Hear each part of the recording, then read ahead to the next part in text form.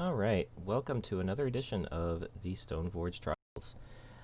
We're going to be having a bit of a mid-range test today. Today we're picking up Abzan mid-range. See, we're playing a lot of good, just value Abzan colored cards.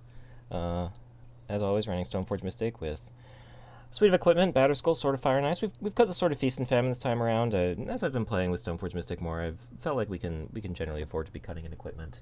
Don't want to be too equipment flooded. But here we just have I feel like a pretty standard set of Abzan cards. Some things to point out. We are going to try a little Luris package. We have the Batter Skull and the Sword in the main deck, so obviously we can't have Luris be our companion. But Luris is going to be able to buy back a Mishra's Bauble. We're running a full set of 4 baubles for that reason. Also just Goyf's Dark Confidants, buy back a Stoneforge Mystic, get another equipment. Luris should be able to provide us some good value. Lingering Souls, I posted a recap on Reddit of Stoneforge Trials so far, and a couple of people were kind of down on Lingering Souls. I'm honestly not sold on being down on it yet, but I feel like this is sort of exactly the place you want it. Especially we've got Lingering Souls for Liliana of the Veil for some synergy with Liliana's +1, be able to discard Lingering Souls to that. And I feel just always having a spare to be able to equip a sword or a Batter Skull too is also just pretty valuable. Dark Confidence, Tarmogoyfs. I feel like Dark Confidence is just kind of criminally underplayed in the format, as well as Stoneforge Mystic. So this should hopefully be a good card advantage engine for us. And also just got everybody's favorite Rhino. So we're gonna give this mid-range deck a run through a Modern League, and we'll see how Stoneforge Mystic does in Abzan mid-range.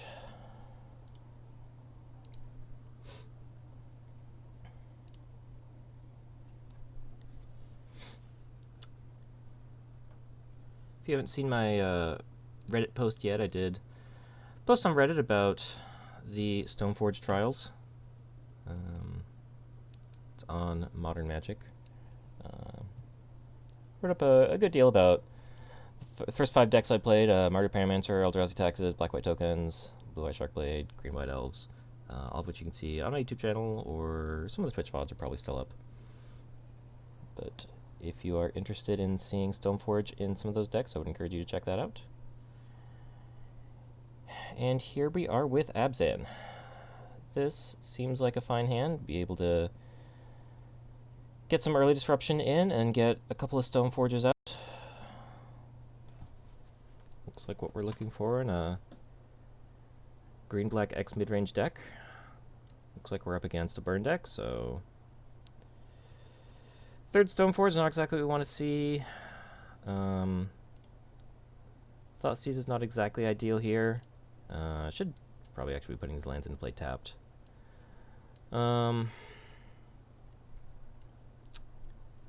Okay, so I think we can go ahead and take a Swift Spear here. Go ahead and pass the turn. This does not look quite ideal for us. We'd much rather be seeing some fatal pushes here. Our opponent definitely going to be able to get out ahead of us here.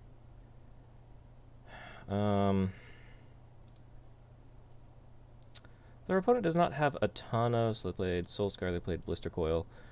Obosh is their companion. Let's see what our opponent's going to be drawing here. I'll light up the stage. That is pretty darn good. Okay. If we shock to 12 and play Stoneforge, are we just going to be dead? Our opponent can dart, flashback, dart. We would take 3, 6, 9. I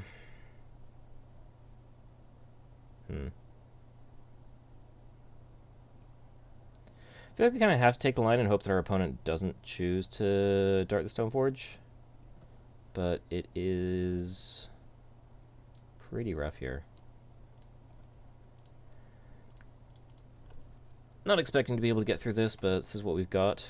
So We'll go ahead and get our sword. Unfortunately, Batterskull already in hand. Further Stoneforge is going to be a bit... not going to do too much for us. I wonder if we should have considered we were going to draw a card. Maybe we could hope to draw into like a Fatal Push or something. It'd been another land we could have taken, but I feel like we kind of just need to get this Batterskull out ASAP in order to win this game.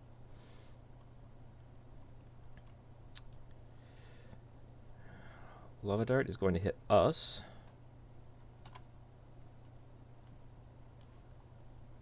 So we're going to go to 11, possibly to... or our opponent might be casting Light Up the Stage here. That also makes sense. There is that Light Up the Stage.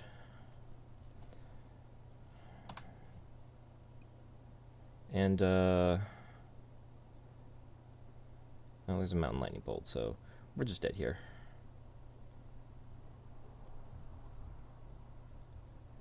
This Bolt, I assume, is going to hit the Stoneforge Mystic. I don't think we're going to be able to block the Stoneforge Mystic anyway.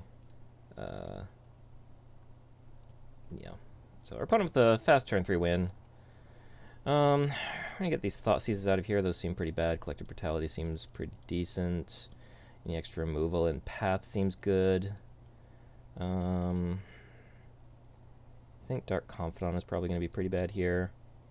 And everything else I think is going to be okay. Siege Runner gain life. Lingering Souls blocks. We can get an Edict with Lily. Lures with Lifelink. This all seems good. I think just anything that says lose life we don't want here. Talus Tracker value that we don't be needing. Neil Spellbomb could come in if we just want to try to be a little lower to the ground. But I don't think there's anything I would want to cut for those, so... Damping Sphere also like kind of a possibility, but I don't think it's particularly good. So we'll stick with this.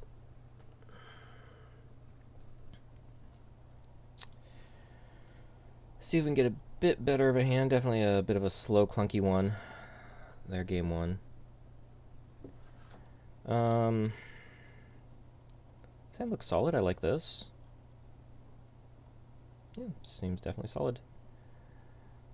It's kind of tempting to play Godless Shrine untapped. Just be able to path the turn 1 play.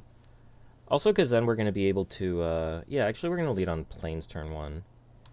Into Blooming Marsh... either Blooming Marsh Goyf or Blooming Marsh Stoneforge.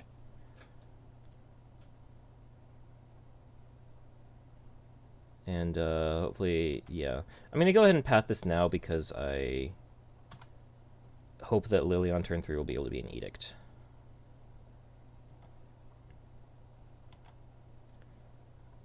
Ooh, I also have a Collective Brutality. Okay, I think Collective Brutality in mind.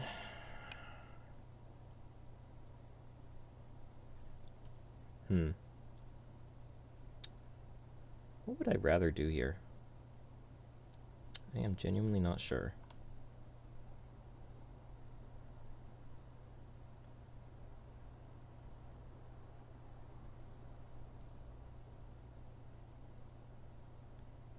If our opponent plays 2 creatures, I think we'll be interested in having Goyf in play, so I'm going to go with that. That would be the situation where our Liliana would not be at its best, because the Edict would not work out as well. And I think if our opponent has multiple creatures, we'd rather have a Goyf in play than a Stoneforge. So this is fine.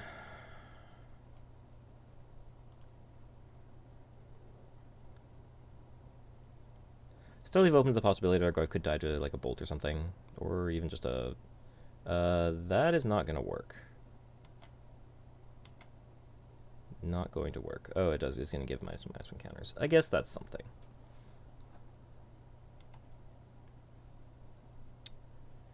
But this is going to make Liliana a strong play.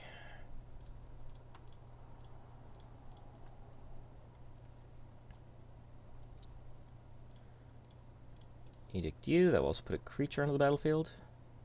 Do we want to attack here? I think that's fine.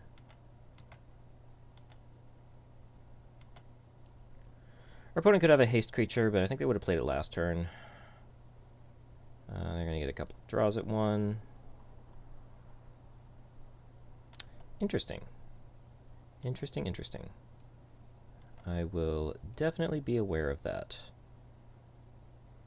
for the next game. We can go ahead and discard this Collective Brutality since it appears that we are, in all likelihood, not going to be casting it.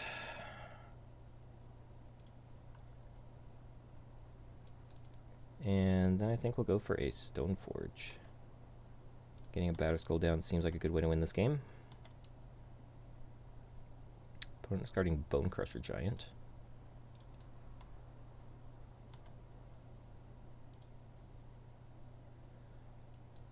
Definitely want the Batterskull here. Actually, there's definitely an argument for taking the sword, since we'll be able to cast that naturally. Might take us a little while to get up to Batterskull here.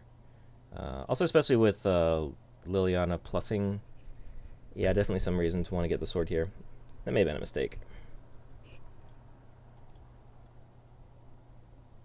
Yeah, and the Firebolt in the graveyard. Yeah, I think that being the consideration, we definitely should have gotten the sword here.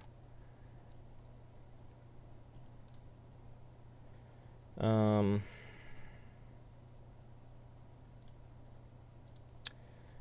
can go ahead. I think we'll discard a Path and cast the Lingering Souls. Lingering Souls will significantly speed up our clock. And our opponent just looks like they have pretty much nothing going on, although I'm really interested in their decision to discard the Bone Crusher Giant when they don't seem to have a creature handy. I guess playing into Liliana would not work out so well.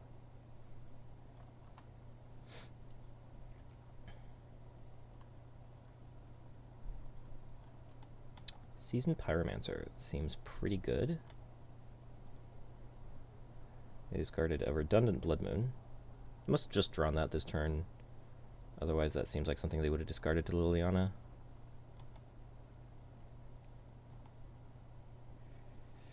This land is going to be excellent for the Batterskull. Also gives us green mana. Very possibly relevant in the future. Playing this now so that we can Liliana plus now.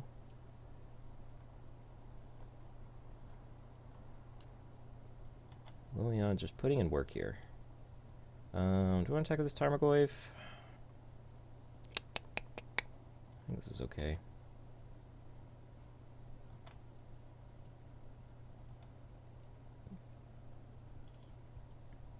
All right, so I'm feeling pretty good about where we're at. Yep.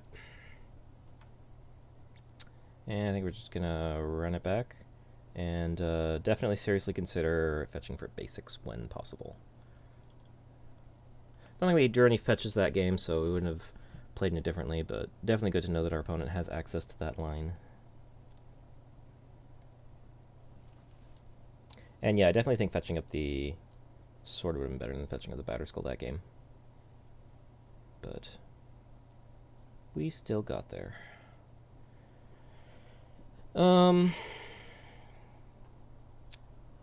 This hand is definitely slow, and we are on the draw. We have a redundant sword, it's not going to do much. There's nothing to be getting back with Lurrus besides the Stoneforge Mystic. We can fetch basics, but I think this hand just has to be a mulligan. It's just not doing it enough, quickly enough. This hand I think is fine. We'll have all our mana covered with the Triumph. Windswept Heath can fetch. Basic something. Bauble for Goyf. This is definitely a keep. I'm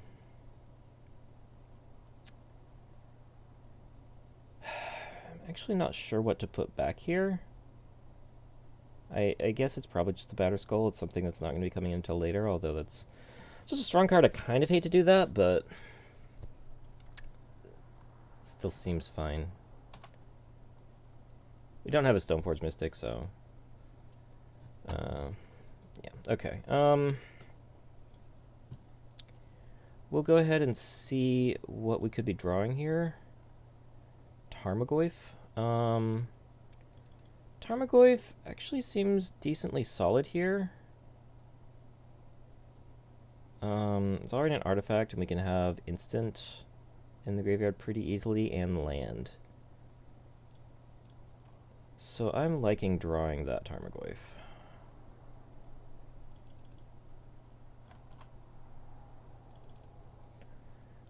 Interesting question. What are we going to fetch with this Windswept Heath? Our opponent, no second land. Okay, so we can just fetch a forest and a plains here. So that's going to be fine. Can actually go ahead and just play the Blooming Marsh now to make sure it'll come in untapped. Because our opponent's not going to have Blood Moon for another couple turns. So we can just go ahead and play this and play Tarmogoyf. There's not an instant in the graveyard, so this will not get hit by a bolt. Opponent did hit land.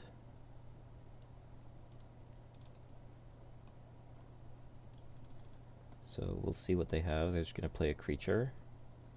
And is that it? Presumably they've got some spells since they didn't... I guess they could have had a creature. They just wanted to get the Light of the Stage played last turn. But no attacks, not representing anything. That's pretty interesting. I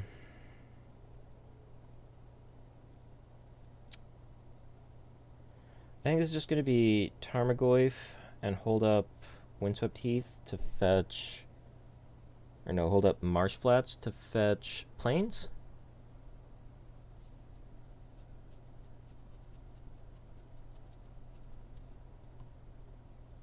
Kind of regretting the way I played this Blooming Marsh. I thought we were going to have more time to be able to fetch all our basics. We should have just fetched a basic last turn.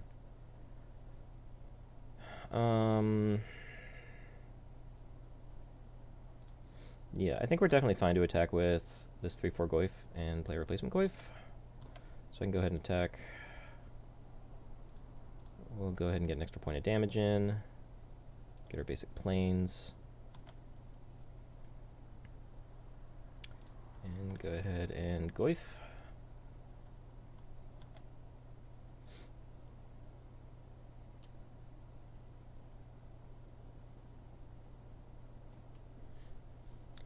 Path up, I feel pretty reasonably safe here. And we're getting a good clock on.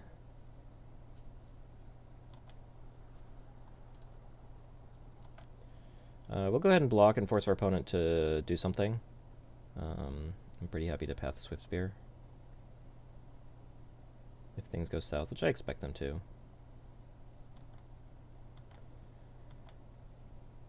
This is fine. Our Goyf is still beating the Swift Spear here, so I'm expecting another spell. But we have put instant in the graveyard. Lava Dart, our face. Okay. Do we also have like a mutagenic growth? Lava Dart, our face again.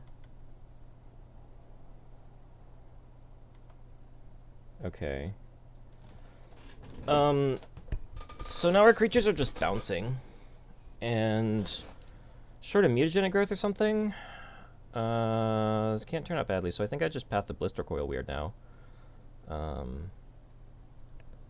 Prevent as much damage as we can.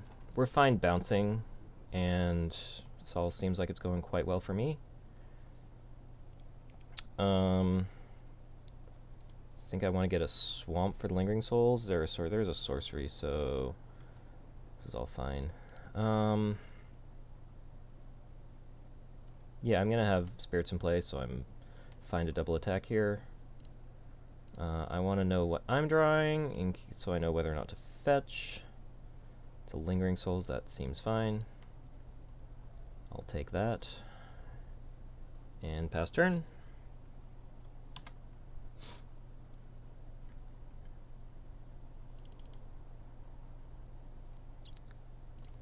And that's a wrap. Cool, cool. Abzan off to a 1-0 start.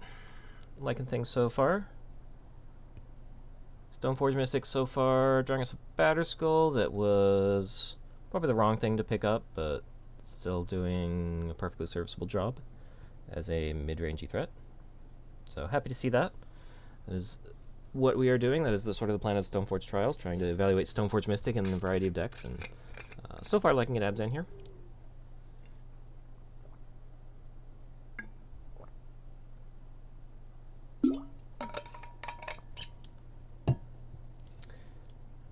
I'm going to pull up the deck list again in case anyone wanted to take a look. This is what we're running.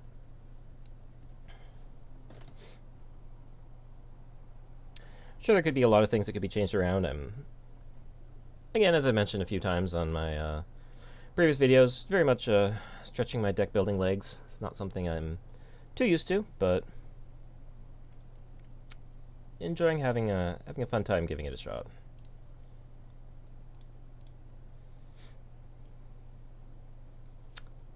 Giovanni MF. Good luck, have fun. This is a 5-land hand with a sword and nothing to equip it to, so we're gonna mulligan this pretty quick. This is a 1-land hand that casts nothing but Fatal Push. I think this is also gonna have to be a ship back. Potentially, if we knew the matchup, we might keep this on Strength of Dark Confidant. If we could, like, if we knew we were gonna draw into a land, Dark Confidant might be able to draw us into something, but realistically, we're gonna have to ship this back. This is still not very good. We're gonna keep it and put both of the equipment back. Our opponent is also on 5. This hand is quite bad. This hand needs help. In fact, Dark Confidant is really the only castable thing in this hand. Oh jeez, this hand is not good.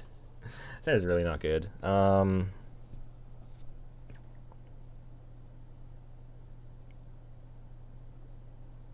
Like, a functional 4 may honestly be better. Like, in the days before the London Mulligan, like, you definitely keep this because you could draw a completely non-functional 4, but, like, I think a functional 4 is actually going to be better than this hand. Because this is going to be Blooming Marsh. We're going to put the equipment back from this hand. So we're going to have a Blooming Marsh. Stoneforge is not going to be castable. Souls is not castable. Luris is not castable and not doing anything, so we're basically relying on the Dark Confidant. And we have to draw land, so I'm actually going to go to 4. This is just a terrible 4. Oh my gosh. I swear there are lands in our deck. We're actually going to keep this. We're just going to keep all the baubles. We're going to put back Luris Trophy. Trophy, I guess? I don't think we're going to be casting Trophy in this game where we've both mulliganed so far.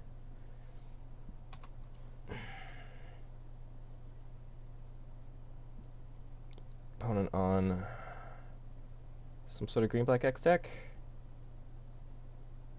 Turn 1 discard spell on the mold of 5, seeing our wonderful no-land hand. It's quite the hand we mulligan into. Not gonna lie, not gonna lie. And taking Mistress Bauble, not too surprising.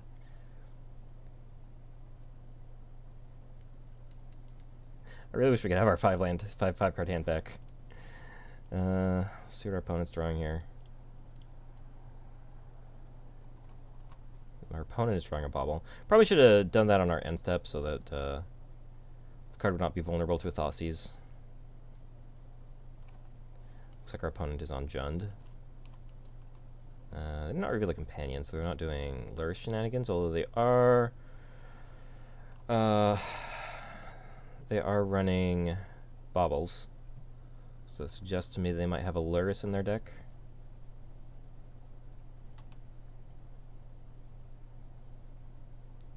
Alright, our opponent saw the Marsh Flats, so we'll go ahead and lead off on the Marsh Flats. And we are gonna be able to cast spells this game, so that's at least good.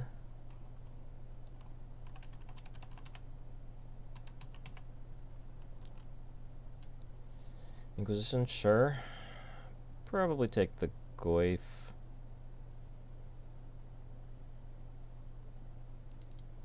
Maybe, not too sure. I think I'm gonna take the Stoneforge.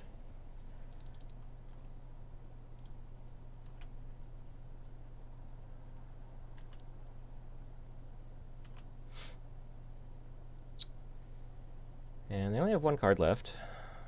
Ah, Death Shadow. Okay, okay. They're down to 12.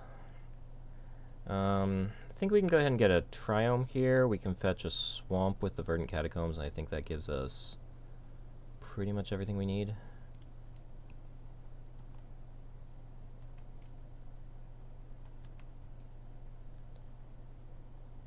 Found a Blooming Marsh. That's pretty nice. So Goyfs can bounce off Goyfs, and we'll see what comes of this. Death Shadow up to a 3/3, unfortunate. Mishra's Bauble is going to represent a redraw. I don't think attacks make sense here. And we have a Lingering Souls, which I definitely like. Our opponent has seen the Stoneforge. I'm actually going to go with the Stoneforge now, I think. This is where I kind of wish we had the sort of Feast and Famine, but Stoneforge is also fine. Does Fire and Ice make any sense here? I think we're much more likely to just want the Batterskull.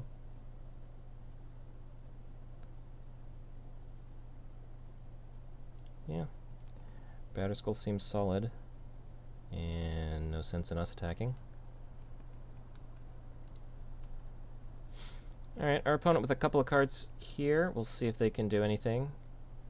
If they have removal for the Stoneforge, that's good on them. Looks like they just drew a land and... looks like they got something. I mean, this Death Shadow can go up to a 6/6. So I think I just have to block here on the Goyf, and if they want to fetch shock themselves, I think that's okay.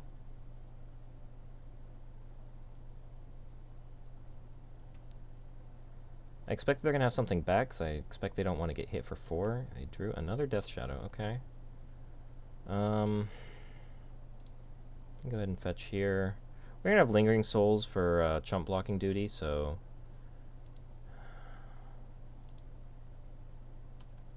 I'm not too overly concerned.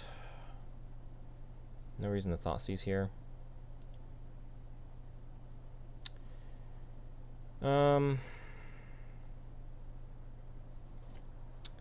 Actually, not sure how this is going to work out. We can put the Batterskull into play and like have Goyf and Batterskull trade with a Death Shadow. We are going to gain 4 but take 10. And we could be left with either a Goyf or a Batterskull left over. Not sure this is going to end well for us. Death Shadow is quite large.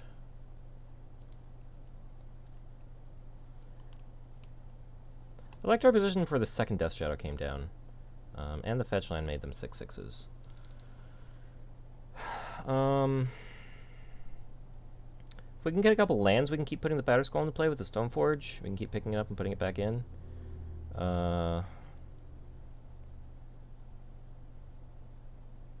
But for the time being, I think we're in a little bit of trouble.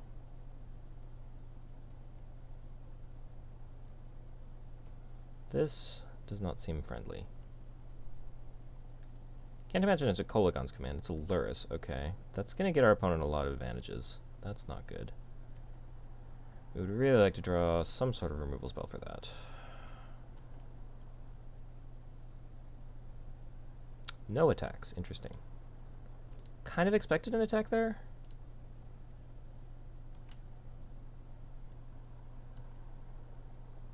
As is, we're going to be able to assemble some form of defense, although our opponent is going to be out-carding us pretty heavily.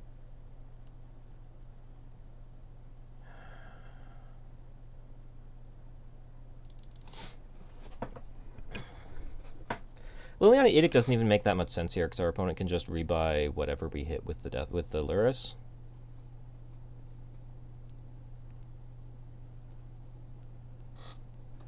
So I think we actually just want to play Lingering Souls. This might actually be how we win the game. Just being able to chip in with flyers, maybe even equip the Batterskull to it. We have no good attacks here.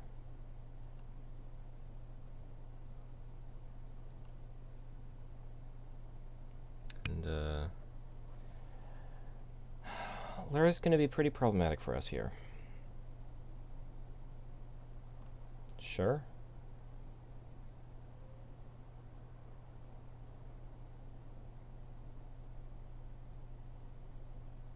Liliana would have been basically worth a card from our opponent, because we would have edicted them. We would have edicted them. They would have probably sacked one of their creatures and then just got it back with Lurrus, which would be one card that they're not drawing with a bauble. But still, I would rather get these spirits on the battlefield, especially since our opponent's gotten quite low this game. So we might be able to get them with spirits.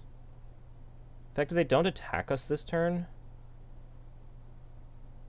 I think we can just get in with Spirits, Flashback, Lingering Souls, and Chump Block and Lifelink enough to be able to win next turn.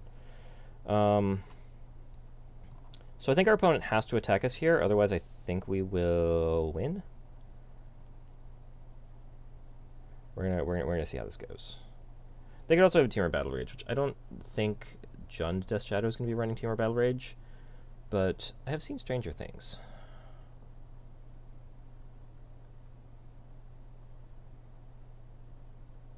Attacking them is also going to make their Death Shadow bigger, but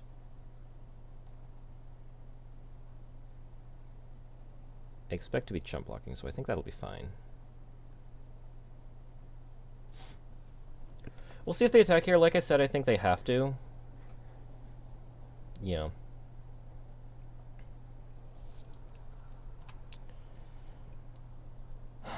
So I think this is going to be the block.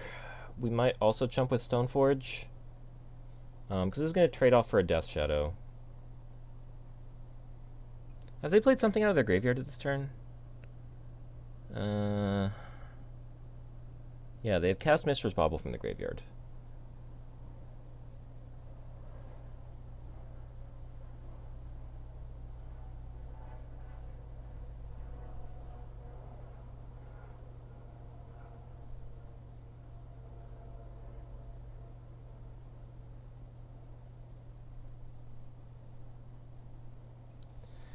So we can draw a removal spell for the Lurrus and be fine.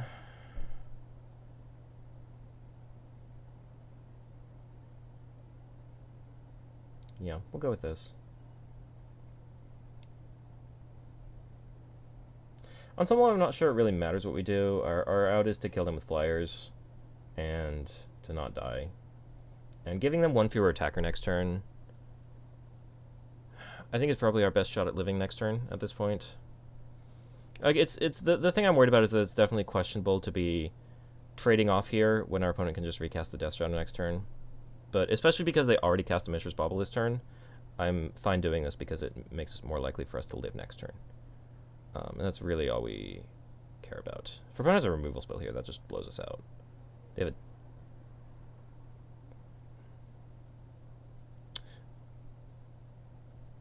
I see. Well, that was unexpected. Okay. Well, we were dead there pretty much no matter what. Okay, so,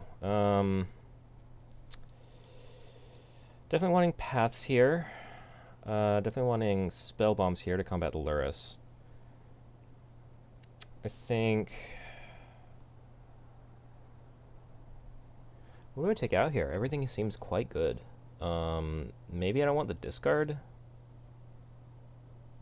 But removal, paths seem great. Stoneforge is the whole point of what we're doing. Stoneforge might actually not be that good. Batterskull is actually not great against... Batterskull's actually not going to be great against large Death Shadows. So we could cut a Stoneforge, but like... Dark Confidant, Goyf, Trophy seem fine. Soul seems great. Lily seems fine. Lurrus. Like, I like all this. Siege Runner might be a little outclassed. I want Tireless Trackers, definitely.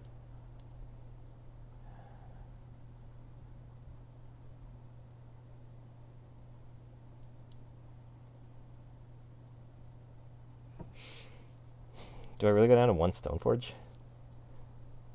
Stoneforge seems like what we want in this deck. Maybe I just trim a Goyf and trim a Lily.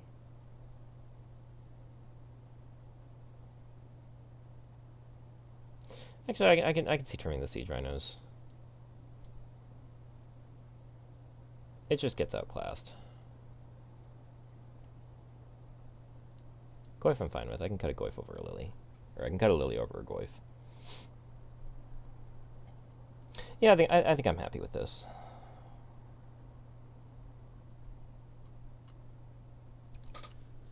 I'm happy with this. Cool.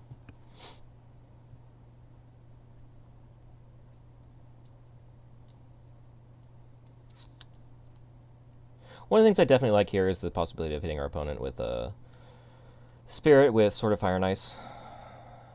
So I think I'm pretty okay keeping the Stoneforge in. I could see cutting like one Stoneforge. I think I could actually do this. That's fine.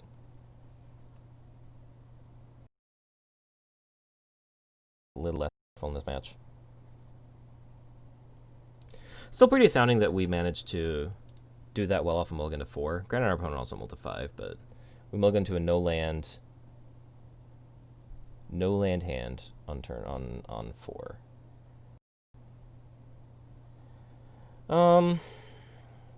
Yeah, I guess this hand is fine. We will play some Stoneforge Mystics. Seems okay.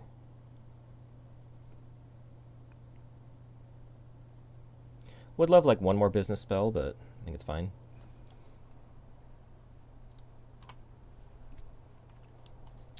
Catacombs get a Triome here. Definitely interesting how a lot of modern decks you're seeing just like one Triome that you can fetch on turn 1. It helps out your mana.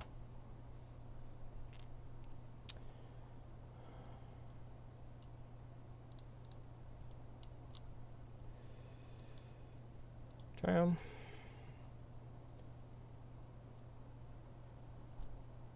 And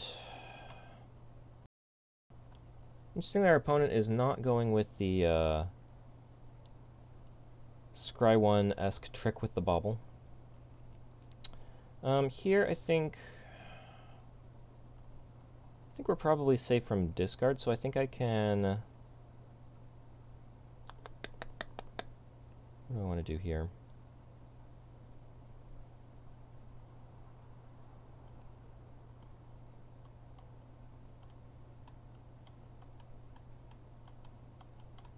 I'll go ahead and play Tarmogoyf. It's bulletproof. So I think it'll work out okay. It's kind of as I was talking about, I expect the equipment to be less impactful, so I'm not super excited about trying to get a Stoneforge down immediately. I mean, if we're able to like get a sword on our Tarmogoyf and start attacking, and there's no resistance.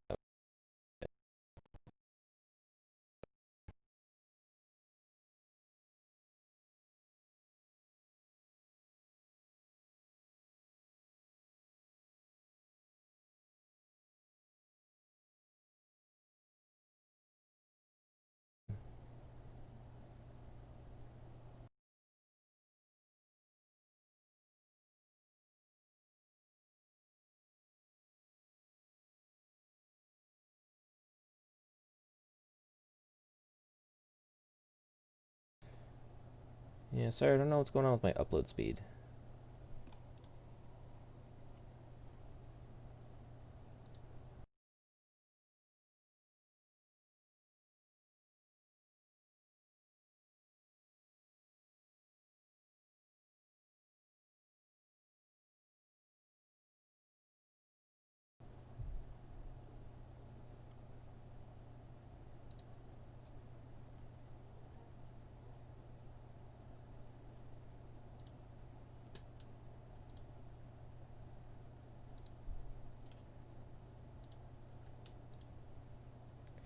I had one viewer and it looks like he ran away. I'm real sorry about that, but I don't know, my internet just took a real crap for a minute there or so. Dropped a whole bunch of frames. Real sorry about that. If anyone happens to be listening to this. Our opponent has played a Renin 6 and gotten back a land.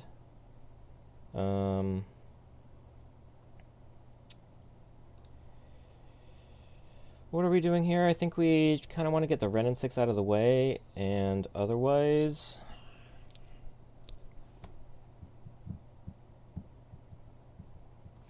I think I'm actually going to go ahead and play the Stoneforge here for the possibility of getting a sword onto something. I don't know how I feel about that.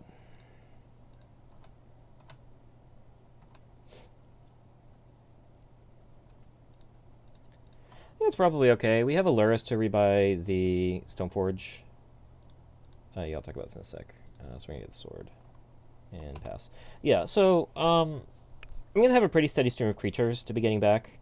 between what we have in our hand. Also, like, we've got lands to be able to go Lurrus and play another Stoneforge or another Goyf in the same turn. So I'm relatively comfortable getting the sword here. We also do have the line where we actually can be attacking with the Tarmogoyf with the sword on it this turn. So I am hopeful that this will work. We'll see what our opponent does.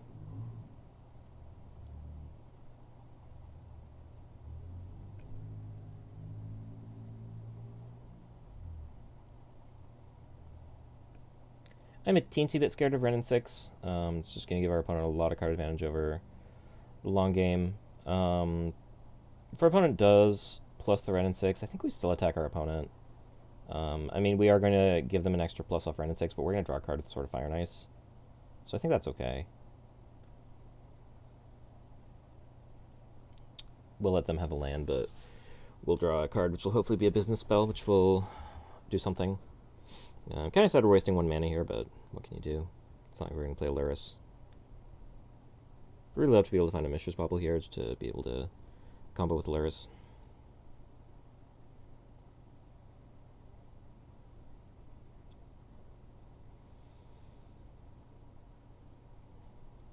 And I guess we do have to definitely worry a little bit about getting our opponent too low to Death Shadow range, but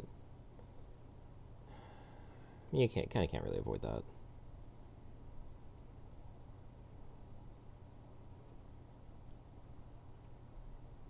We'll draw Lingering Souls here. Lingering Souls, pretty good against Death Shadow. Gives you flyers to be able to pressure their life total after they get it down pretty low for you. Would also be a great way to carry a sword.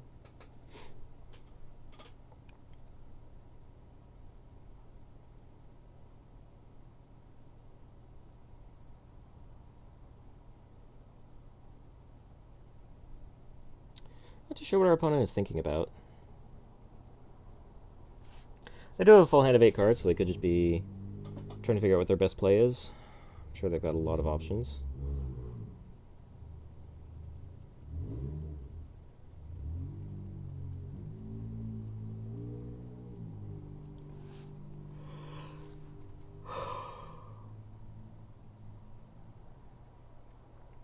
Ren and 6, quite the card.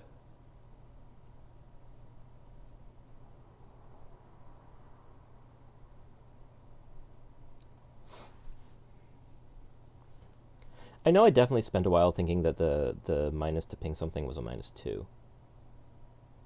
Which, honestly, I still feel like it could definitely -2 for 1 damage. Especially modern plussing to just be able to get a fetch line back is a pretty big game.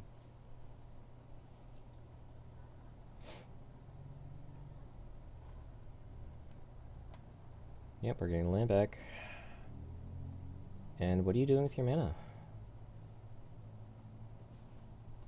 Bolting Stoneforge, sure. Reasonable. And a Goyf of your own. Okay.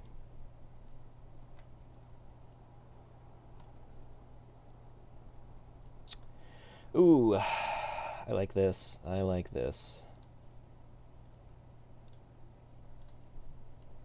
Let's see what you got. You got a Tarmogoyf coming up. But I have a Lurrus.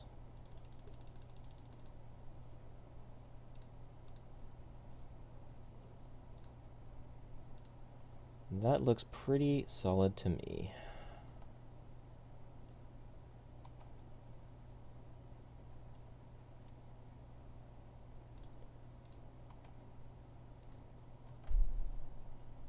Crack this after your draw step.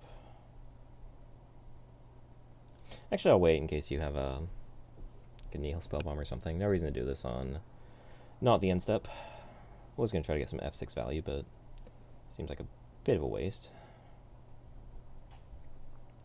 This turn I'll have Sword Up, which will be pretty nice. Can also rebuy a Stoneforge Mystic at some point.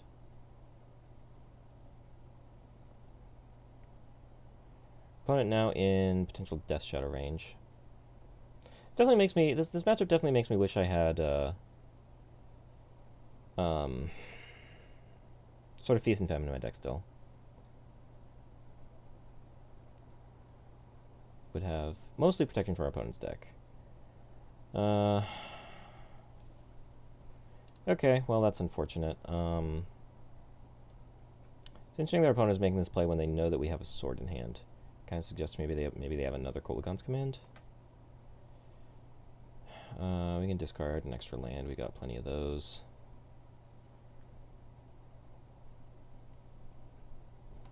And a Death Shadow. Okay. Okay.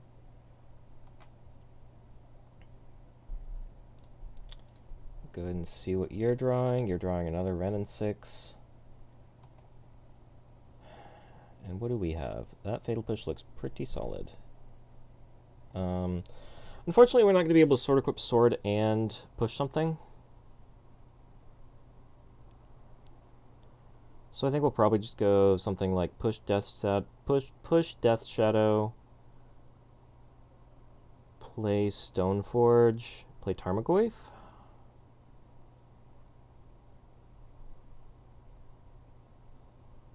I guess we can attack Wrenn and 6 and see if our opponent goes for a double block. Because if they go for a double block, we can push the Goyf and kill the Shadow. We'll also get 4 damage in our opponent, which I think we want to get 4 damage in our opponent. And we don't care about this Wrenn and 6 so much because our opponent is drawing a replacement Wrenn and 6, although forcing them to spend 2 mana redeploying a Wrenn and 6 could be nice.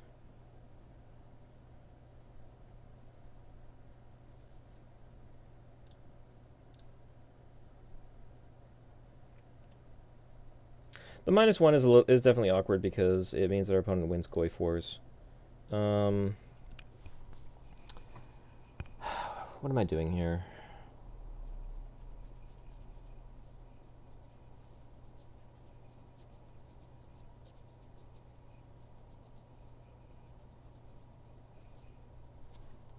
I think I want to hit the Wrenn and 6. I think our Stoneforges mean that we are definitely going to be advantaged in the later game.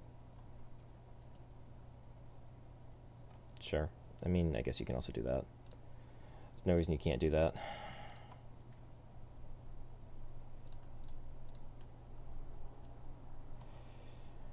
Go ahead and get out our Batterskull.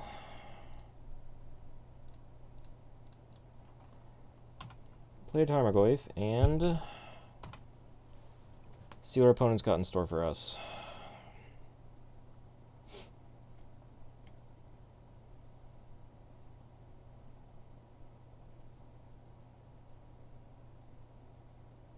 Opponent has tapped their only source of red to draw a card. Interesting.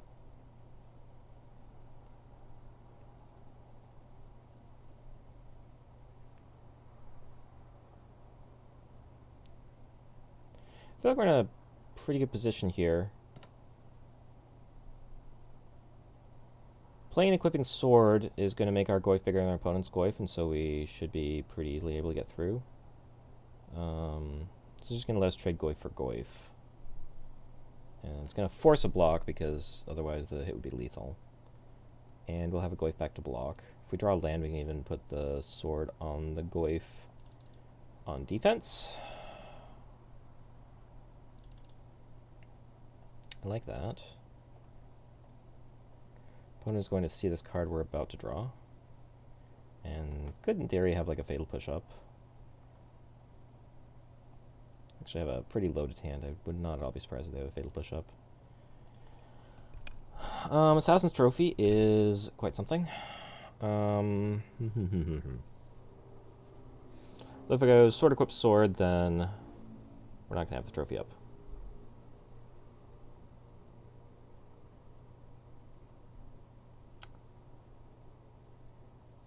I think Sword Equip Sword is a pretty aggressive line in the face of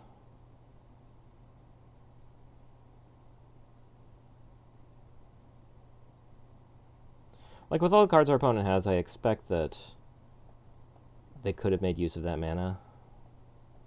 I think it's definitely reasonable to be expecting a Fatal Push here.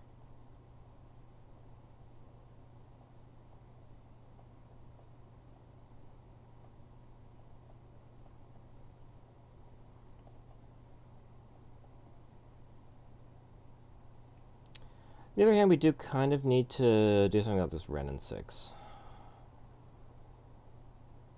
I guess we have Trophy to deal with it if it becomes too much of a problem.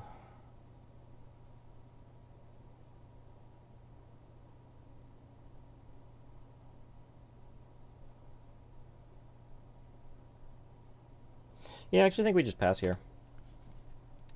I don't want to get got by push on whatever we try to equip the sword to.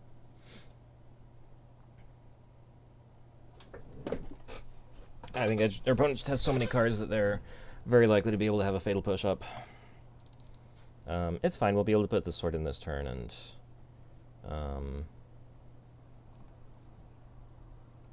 then be able to have more mana on our next turn to do something with. We'll probably trophy something this turn, just because we want to be spending our mana.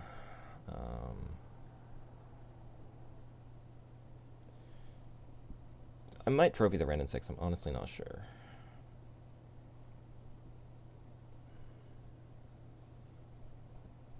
Traverse with Delirium, okay. It's probably going to get a Death Shadow. Might have to trophy the Death Shadow. Oh, they're getting a Luris. That is not very good. That is not good. This represents a lot of card advantage that we kind of need to do something about. I really wish we had Lingering Souls. Spirits would be really excellent here.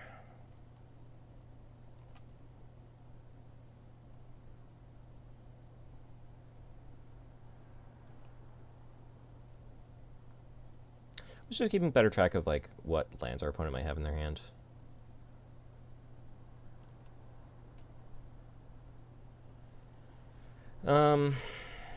Yeah, okay, now I feel like I need to trophy this Luris.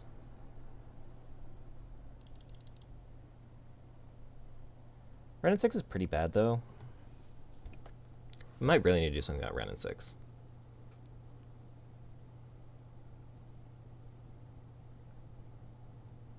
But we really just can't compete with Luris drawing extra cards every single turn, so...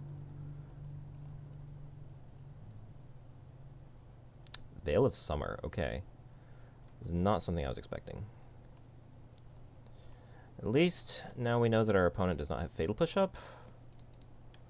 So we can go ahead and put in...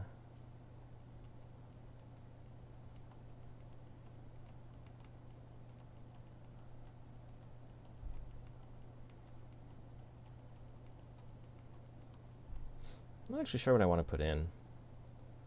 If I quit Batterskull to a Tarmogoyf, it'd be a 9-10. Opponent would still be able to trade for it with 2 Goyfs, though.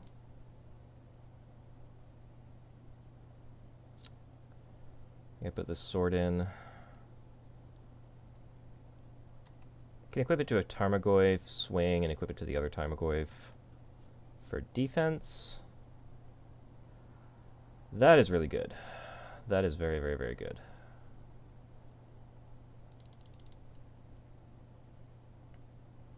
I honestly might just play that and flash it back.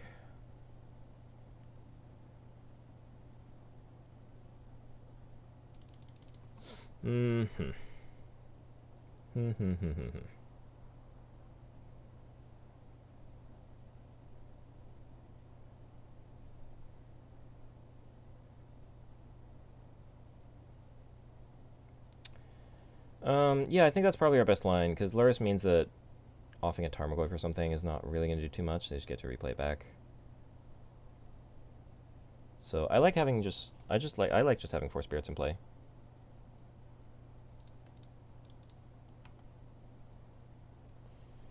Does it make any sense to put the Batterskull in play instead? I think this is fine. This will be a good way to keep Ren and 6 under control. Opponent might have to just ping down all the spirits, I guess. Go to 5. 4, 3, and 1. That is pretty unfortunate that our opponent has Ren and 6, but 3, 4, 5.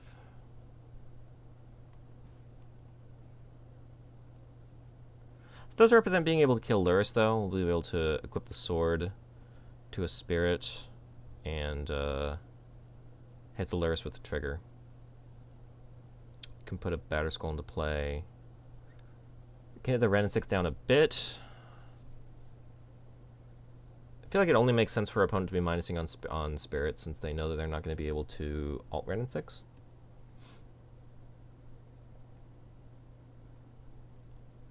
We can also definitely get got by just a removal spell on whatever Spirit has the sword in combat. I'm definitely not really liking our position here. Our opponent just has such a full hand.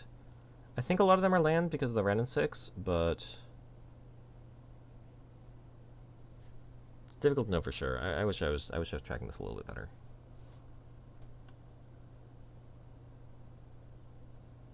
Yep, that makes sense.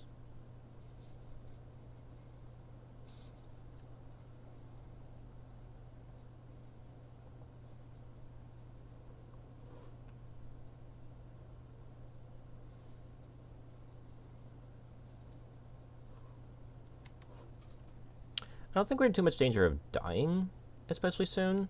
Especially because we have the Batterskull that can sneak in off the Stoneforge Mystic. I really like this Nihil Spellbomb. I guess we're about to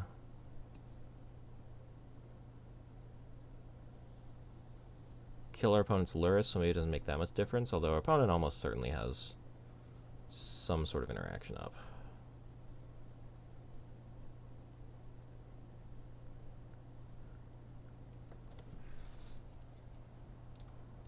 Alright, well, I think this is always happening.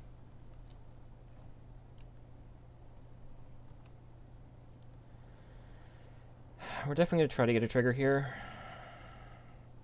Expect some sort of removal on the Spirit. And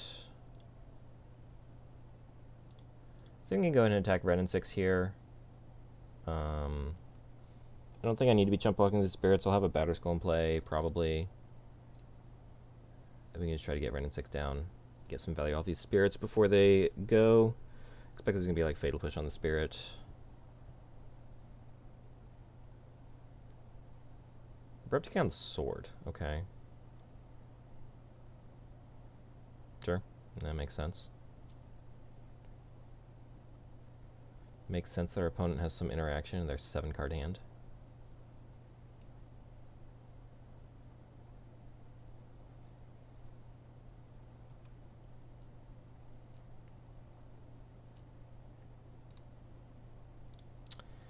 And do I want to draw a card off this Spellbomb?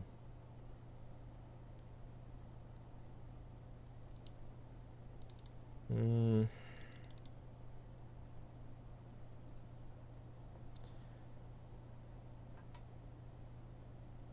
of do. But I think I really need this Batterskull in play. I think I need this Batterskull in play, so I'm going to head and just do this. Do I need this Batterskull in play? Goyf block Goyf. I can take 7. Yeah, I'll pay black. I'll draw a Nurturing Peatland, which lets us do this anyway, so that's fine. And it'll be a card later on. The annoying thing about how this gets sequenced is that our opponent is going to be able to keep rebuying this Peatland with the Ren and 6. I could have waited until our opponent's upkeep, but then they just don't crack the Peatland. Yeah, it's not surprising our opponent has a push either.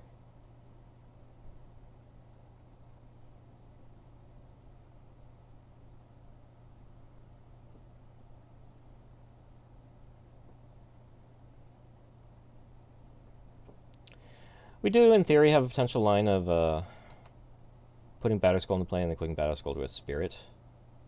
It's exactly 6 damage. Don't really expect that to work. Again, I'm sure our opponent has a push or a something or other handy. Our opponent can get our own graveyard. There's just a redraw for them, though. It's not too bad. We're ahead of time on our opponent, so if we win this game, we can definitely play towards a draw or a win on time. Death Shadow is going to get in.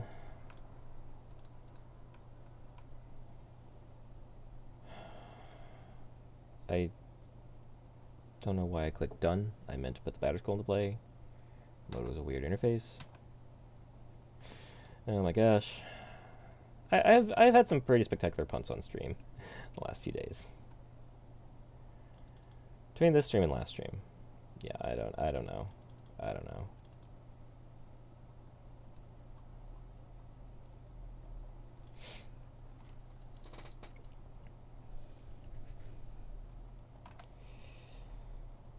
Oh boy.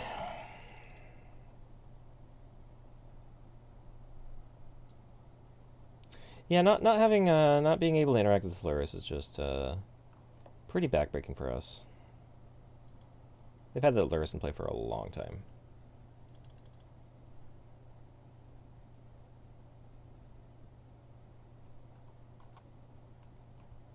They've had this red and 6 in play for a long time, for that matter, too. It's gotten them a lot of lands back.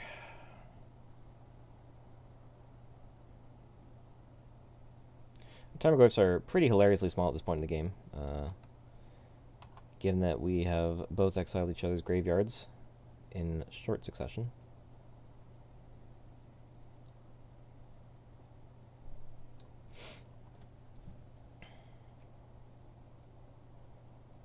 Opponent definitely taking their time here, but they're definitely in a stronger position. We definitely need to hit a couple of things off the top here.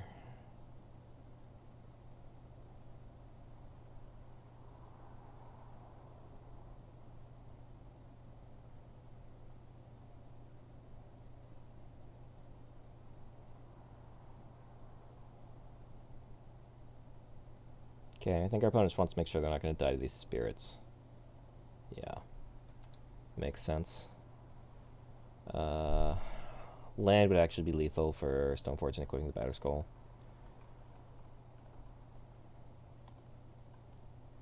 This is a land, so I think I still make that play, just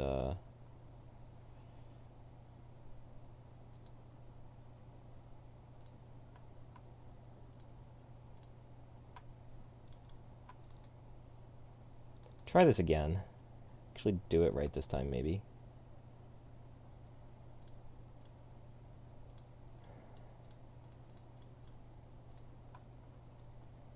It's about all we have.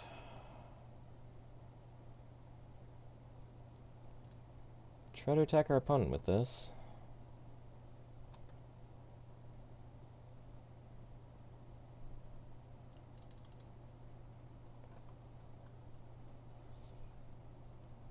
In the end, it ended up not mattering that we somehow whiffed putting the Battle Scroll into play, because our opponent pinged down the other spirit anyway, so I guess we could have redrawn with our peatland, so maybe it could have made a difference. As of this exact moment, I think we're on track to be able to win. Goyf is going to chump Death Shadow, and we're going to be taking a bunch off the attack. But our opponent is going to have something here.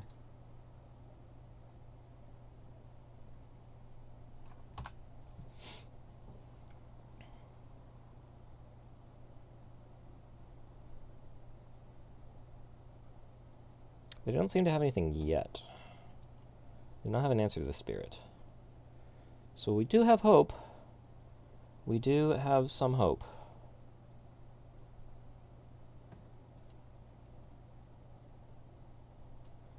Despite way losing out on the card advantage department in this game. You can see our opponent's drawn 8 more cards than us. Mostly off the back of Luris Mishra's Bauble. They're going to get another redraw with the peatland.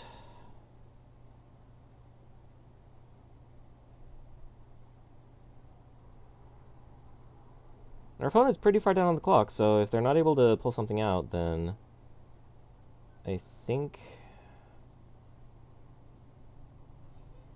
we will be in good position for the match, just based on the clock. Yeah, I mean, we're going to chump block there, because that's kind of what we have to do. It's not even certain that we have to do that. I mean, we could go to 2, our opponent could have a bolt, but... Okay.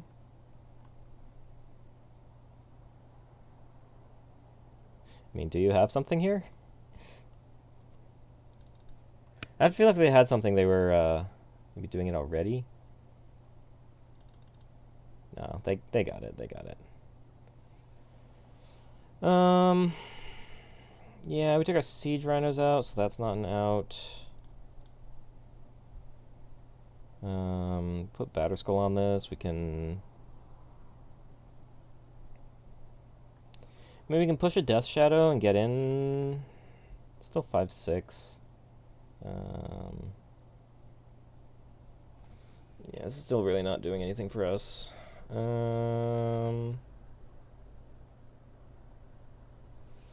Maybe we can pick up the Batter Skull and put it back in.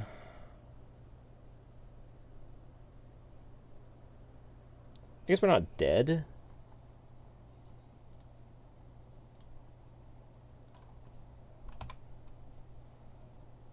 We're not technically dead.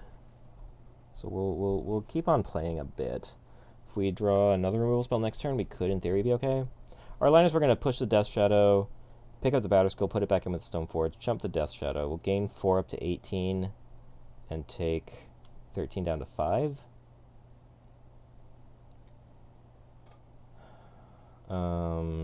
Sure.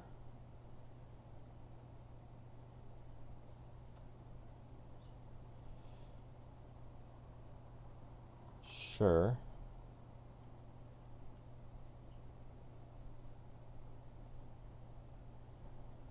I don't think we have any more basics we can fetch here.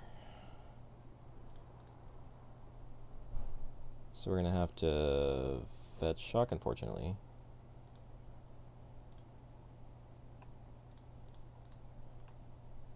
I didn't hold control. I didn't hold control. Okay, well, fine. We weren't winning that match anyway. We were winning that game, and therefore not winning the match. Yeah, I did things in the wrong order. I needed to pick up the Batter Skull and then activate the Stoneforge, but it's fine. We're gonna win that game anyway. Just moto things.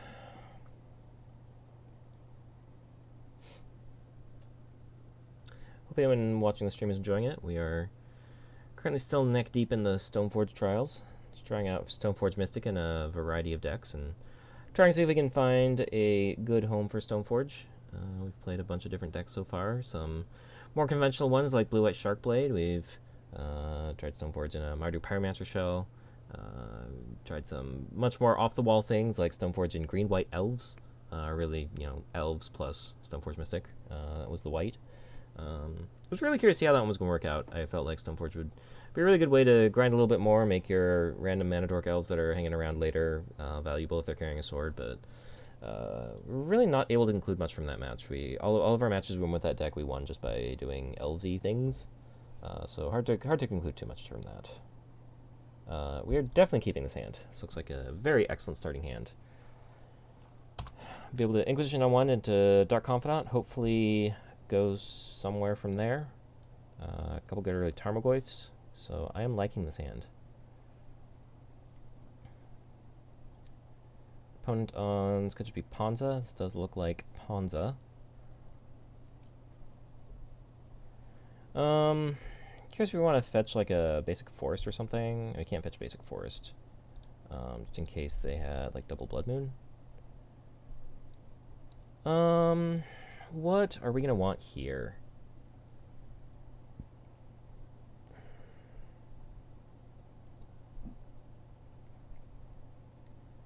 I think Knight of the Reliquary is likely to be the most troubling thing. We don't have a clean answer to a creature right now. And I think the Scavenging Ooze is going to be easier to deal with than the Knight. So I think we take the Knight here. And our opponent can definitely do some scary things here. Scavenging Ooze is also going to keep our Tarmogoyfs in check. That's a little irritating.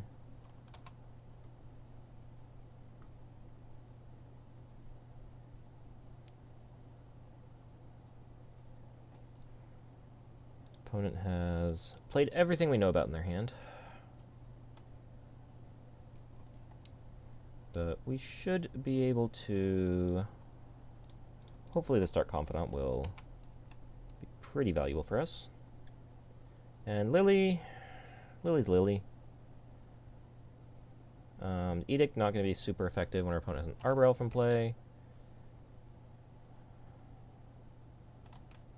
Collected Company seems pretty strong here. Okay, okay.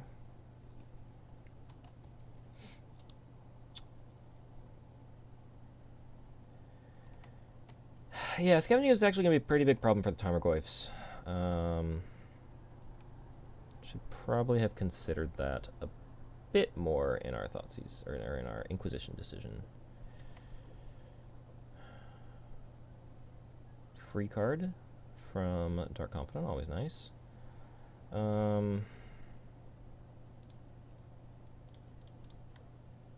Fortunately, Tarmogoyf's not doing too much for us here.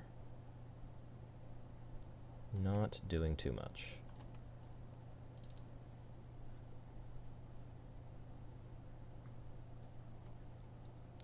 Opponent going off pretty well here with Collected Company. Thought we had our opponent pretty good when we had them down to just a Scavenging Ooze, but that Collected Company really did a lot for them. Oh boy, oh boy, oh boy, oh boy. What is this card?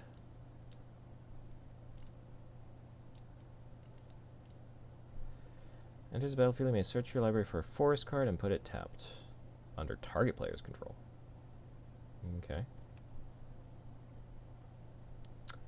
Opponent with Fiend Artisan on top of their library. Wonder if they have some sort of combo in their deck.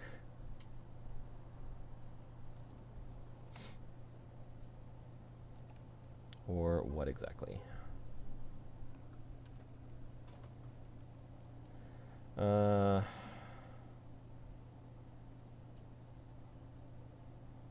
I'm just gonna eat graveyards here. They're making a lot of mana.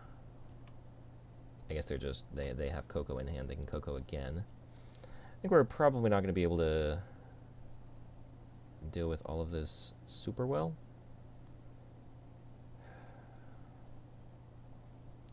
$13 mana, turn 4. Seems fair. Seems fair. Strangleroot Geist. Okay, so this is much more this is definitely a devotion list. Definitely pretty much straight up devotion.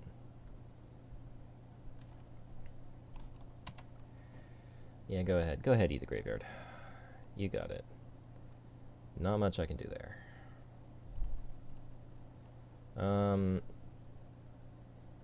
Yeah, Goyf is a 2/3 for this turn, so that is fine. Bob giving us a Stoneforge here. So we could trophy this Knight of the Reliquary here. We could trophy and play a Stoneforge. Like, I can trophy the Scavenging Ooze and play a Tarmogoyf, but the Tarmogoyfs are basically 0/1s. I might really just have to trophy the Scavenging Ooze. Unfortunate as that is.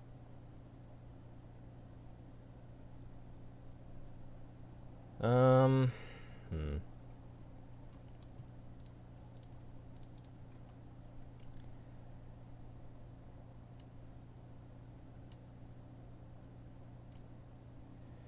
with Collected Company on top of their deck. Not good, not good. Jeez. I don't see much. I don't see a whole lot of coming back in this game, but we'll try. We'll try.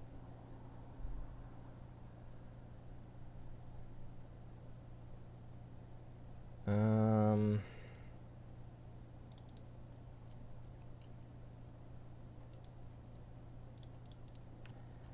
think Stoneforge for Batterskull. Batterskull is like kind of okay here. It's not great, certainly. Sort of Fire and Ice is not great either. We do not stand a good chance of getting through. But at least our Tarmogoyfs are not shrinking.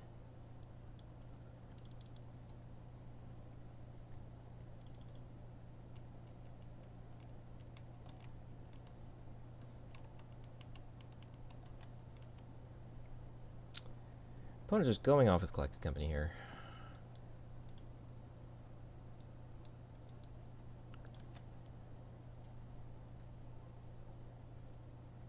I feel like our opponent must be hitting a little bit above average here.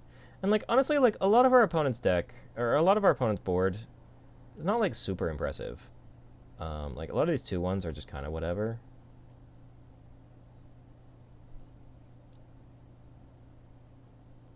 Also, I'm searching for any land. That's pretty cool. I did not realize that was exactly what that did.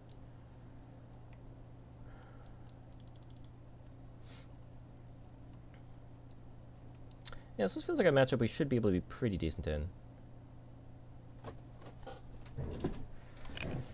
Knight, pretty scary.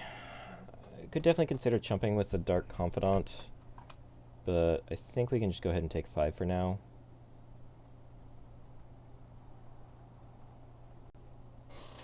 Make that 6.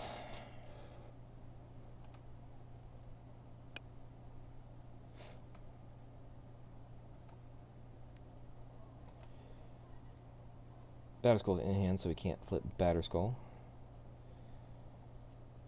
It's taking none there. That's pretty good. So I think this is going to be just play a Goyf, put a Batterskull into play. I don't think Lily is doing too much here. I don't think Stoneforge is doing too much here.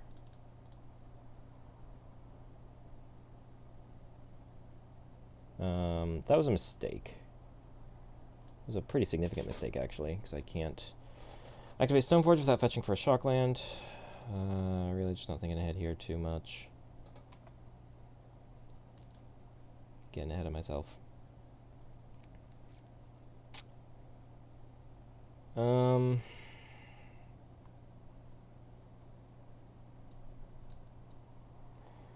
Sack a creature, put...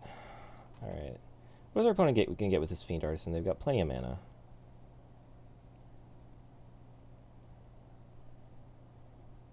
They have an Emrakul. It does appear that they are probably activating Fiend Artisan.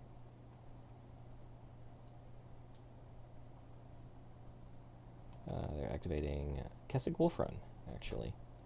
And they will be killing us in very short order. Although they are also activating Fiend Artisan, so we'll go ahead and see what they're going to do with that.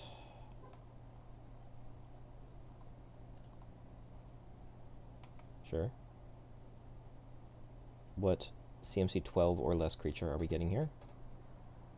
Crater Hoof Behemoth. Okay. Okay, I accept. Yeah, so... Collective Brutality seems aight here. Path to Exile seems aight. Spellbomb seems pretty decent. Our opponent definitely playing with their graveyard. I think Lily definitely not at her best here. And I think our discard... I think Inquisition not at its best. We really want to be hitting Collected Company.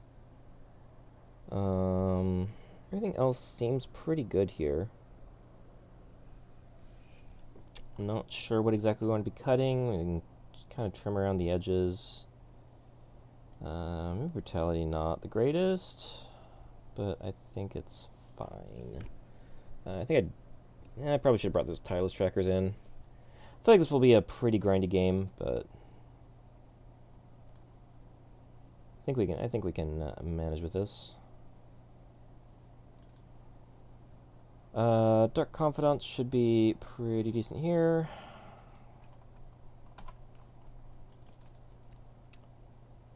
Try to catapult us into something good.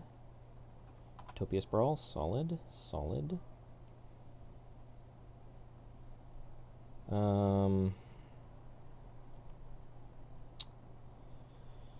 We'll fetch a forest with this, just so we're not taking too much damage. Turn 2 Dark Confidant. perhaps into turn 3 Dark Confidant. We shall see.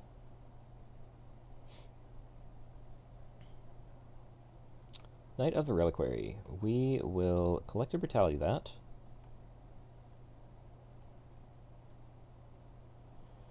I think we want to check for a Collected Company. So we will duress you, kill a creature, target that, target that. We will pay this, and I think we discard a Blooming Marsh. Seems okay to me. You have several things in hand. What is this Primal Command doing here? I think we'd be okay with you having a Primal Command.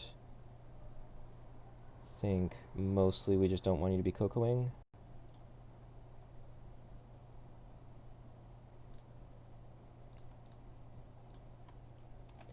And Dark Confidant get in.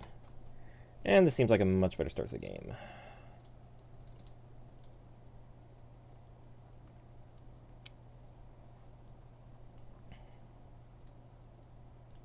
Opponent can play out of birds. Sure. They can Path Dark Confidant. That is in fact what they're going to do. I'd like to get a swamp.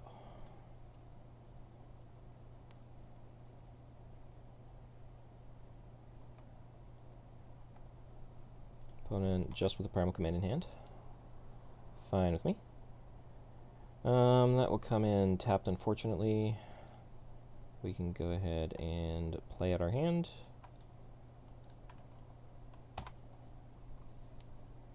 And I like our position here. Our opponent can Primal Command something. They drew a Collected Company. Of course they drew a Collected Company.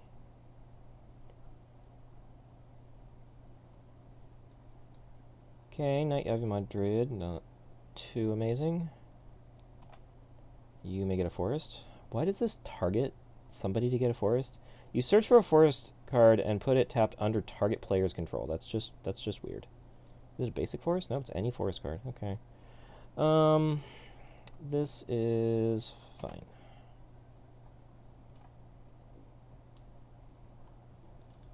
Okay. We will definitely be attacking with Tarmogoyf.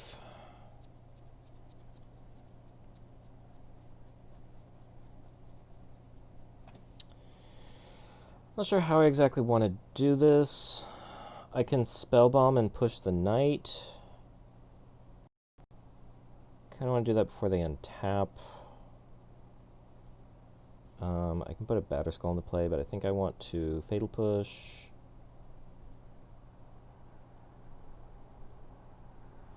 Yeah, okay. So we'll attack here.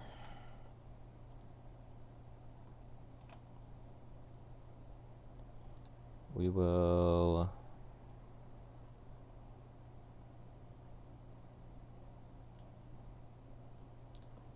Let's Lingering Souls first. And then let's hold priority so that I exile the knight. So we're going to exile our graveyard, and then we're going to cast this, targeting that. Cool. And we will draw a card. Yes. Go ahead. Definitely liking our position here a lot more. Force Walking out of my Druid, fine. Primal Command is a sorcery. Opponent not wanting to pull the trigger on it yet. Okay.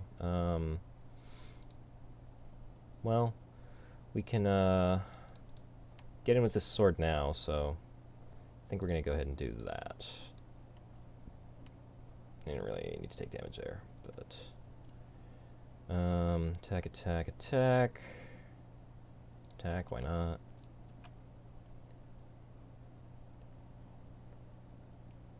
Birds can block the Sordid Spirit. They are in fact going to do that.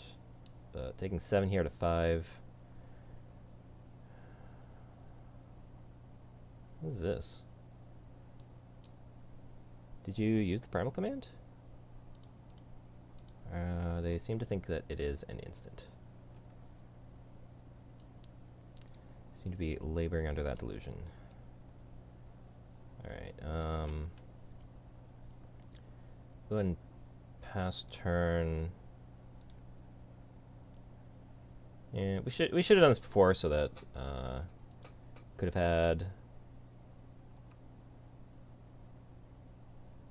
had Fatal Push Up if we drew it. I guess that doesn't really make a difference. We need to worry a little bit about Keswick Wolf Run here. Opponent might be able to get us with that. Because they do have a Force Walking creature.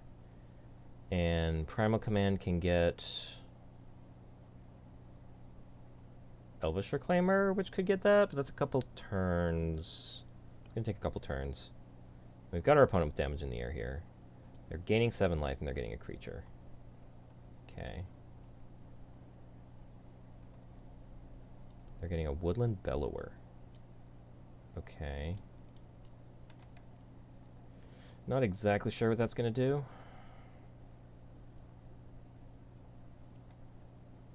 Did not crack my bubble. Should have done that. We do need to be a little bit worried about our life total here.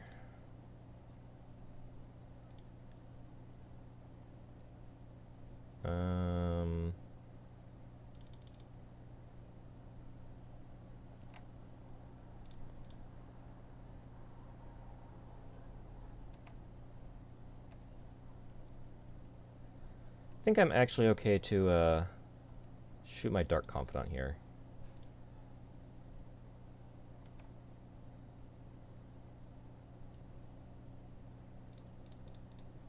An unconventional play to be sure, but I think that's the only way I lose this game.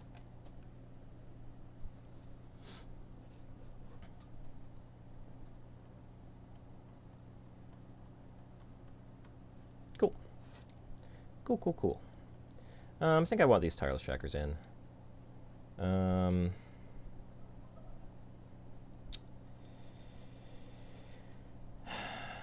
Maybe I take out... Don't know what I take out. Maybe I don't want the tireless trackers. Sure. Run it back. Opponent with quite the deck. We definitely saw them go off game 1. Question their ability to do that consistently, though. Also definitely feeling like the more I'm looking at our deck list, I feel like we should just really have more interaction in here. I feel like we're just not able to interact and take control of the game the way that a black-green X deck should be. It's a little awkward hand because we have a sword and nothing to put it on, but we can be interacting a lot here, so I'm pretty okay with this hand. Put it on 6 cards.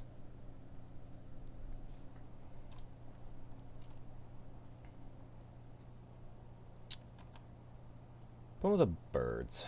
I think we want to push that. Definitely think we want to push that.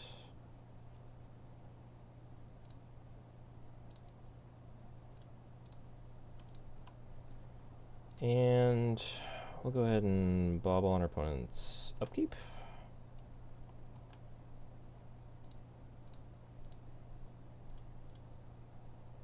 Burning Tree Emissary. Sure. Assume that's coming into play pretty darn quickly. No? Interesting. Opponent not casting Burning Tree Emissary?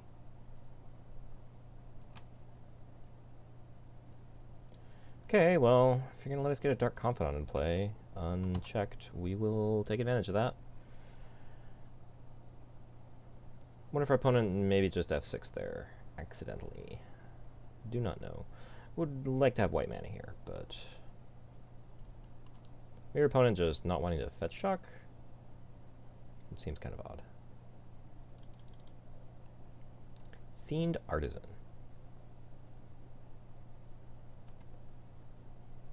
And no third land. Okay. I think we're gonna push here.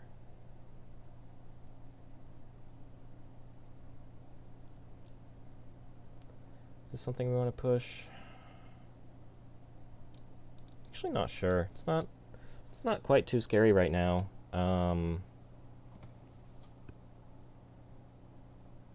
Push Thoughtseize.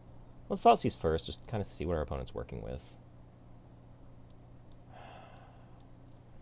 Brain Transparency, Knight of the Reliquary Path, Reclamation Sage.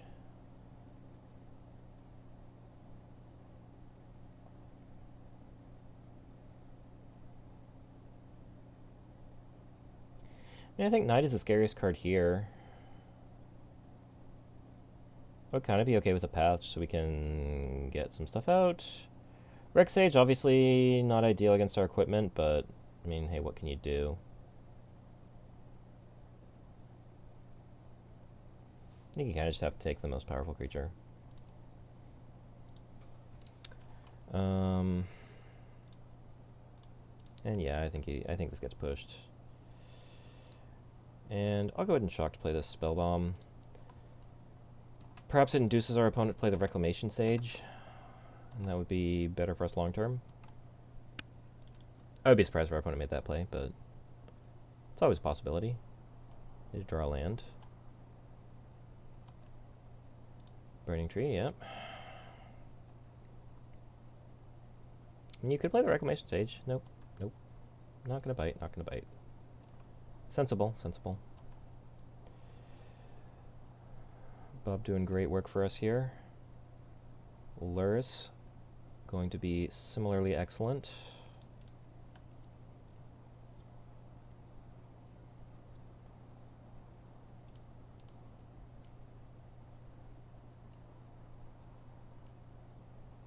Yep, that's fine. We wanted a plains anyway. And we'll see what you're drawing now. Wooded Foothills, sure. Path's gone. We're not trading Dark Confidant for Burning Tree, so that's fine. Marshlat's fine.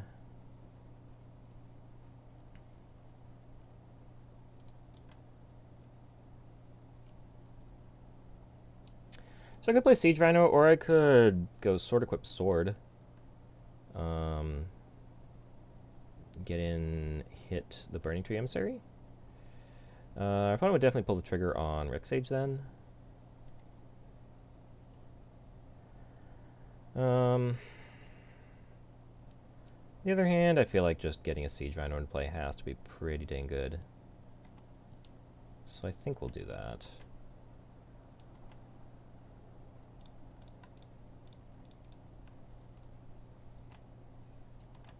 Give ourselves a little bit of a life buffer.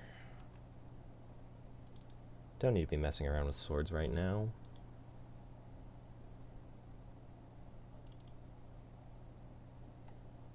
And our opponent's just not getting any real traction here.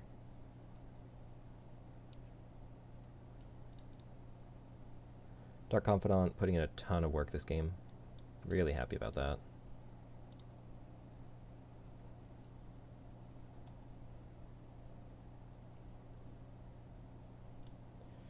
At this point, I think we can go ahead and put the sword into play. Go ahead and equip here. Get in. It'll get hit by the Reclamation Sage, but that's fine. Kill your Burning Tree Emissary. Draw another card.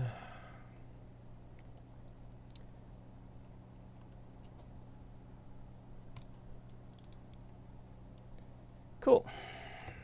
Alrighty, we are 2-1. Getting the win over Naya Green Devotion deck. It seems like it was kind of always going to be a good matchup for us. We've got a lot of Gridge play they have to deal with, and I didn't see any bolts for them, so I think they might have just been operating off Path to Exile, which kind of just saw what happened when Dark Confidant runs away with the game there.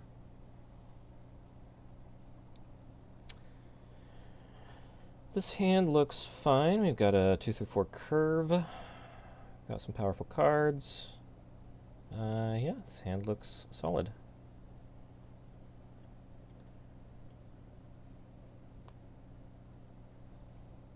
We'll go ahead and keep this.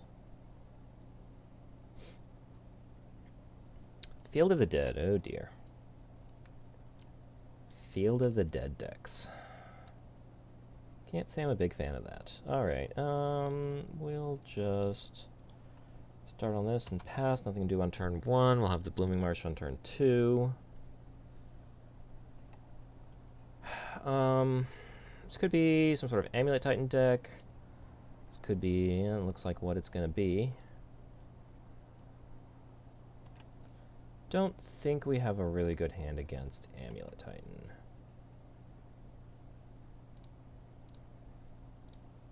Does not really seem like where things are at. Yes, I think, given our hand, I think we're going to want a sword. I think that's just going to be the faster clock. We're going to be able to, we can go turn 3 souls and then turn 4 sword off Mystic and equip sword, and sword will start being able to get value faster. That's if we don't go Siege Rhino on turn 4.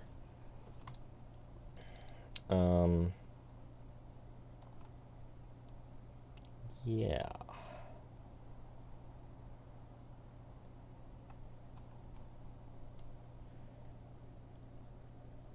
Deck list. I really need to figure out how to do something like that, but this is the deck list here. Continuing on, I don't know if you've been paying attention to any of the stuff I've been putting out, but I am trying something called the Stoneforge Trials. I'm just trying to jam Stoneforge Mystic into as many different decks as I can. See what comes up. Done some kind of wonky things. Tried green-white elves just for kicks. Played some more conventional decks like blue-white Sharkblade. Yeah, I've just always felt like this Stoneforge Mystic is better than anyone gives her credit for in Modern. Putting my money where my mouth is. Currently against Amulet Titan, I don't feel like we're in a great position. Don't really have a good hand to interact with Amulet Titan. I think we are just a beat down here. I think this is going to be just a Lingering Soul's turn.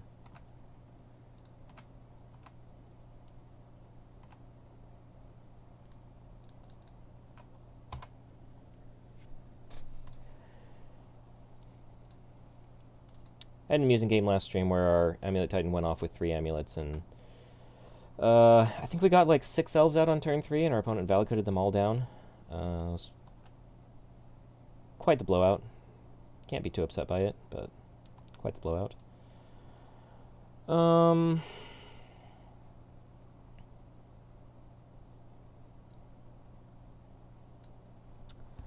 I think maybe what we want to do here is put the sword in, equip it to a spirit, and get rid of this Tribe Scout. I think that Tribe Scout is just going to represent a lot of zombies pretty quickly.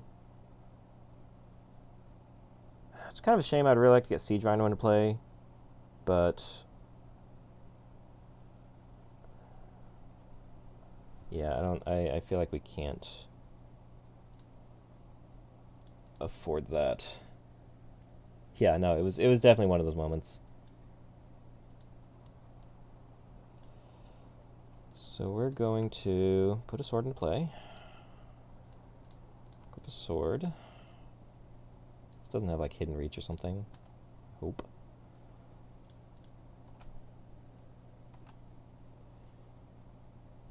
Just trying to interact with our opponent in any way we can.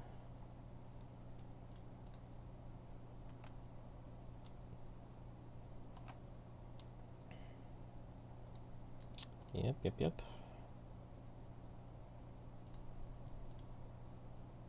And really don't know when I'm supposed to crack this. I guess let's do it now. Basuga.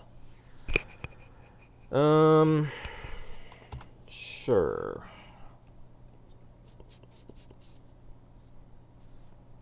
This is on 7 lands. They start getting zombies.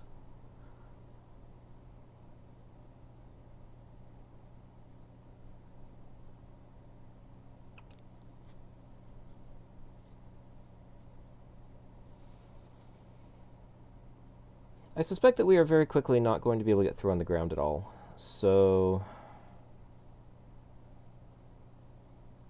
Oh man, Valakut's not red. Why couldn't Valakut be red? It's not red, right? Yeah, it's not red. Looks like our opponent thinks they might just have the Valakut kill.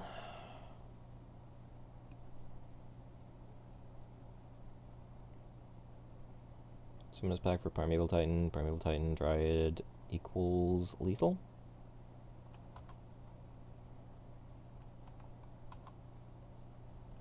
So like... 2 lands is 12 damage.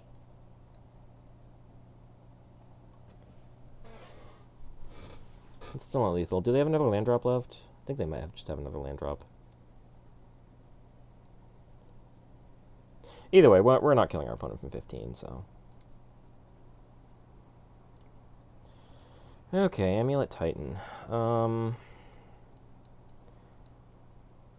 Damping Spheres, I guess in. Thoughtseize is probably fine. Don't think we need Fatal Pushes.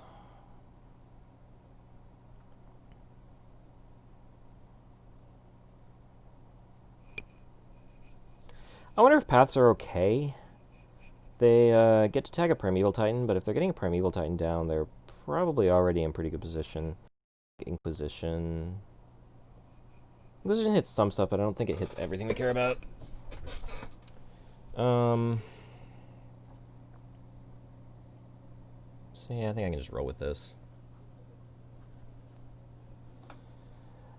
I guess I'll play first. His hand, slower than we'd like, but I don't think we can throw it back. We have a Thoughtseize. Really like a turn 2 play, but... Well, I guess our turn 2 play is Thoughtseize.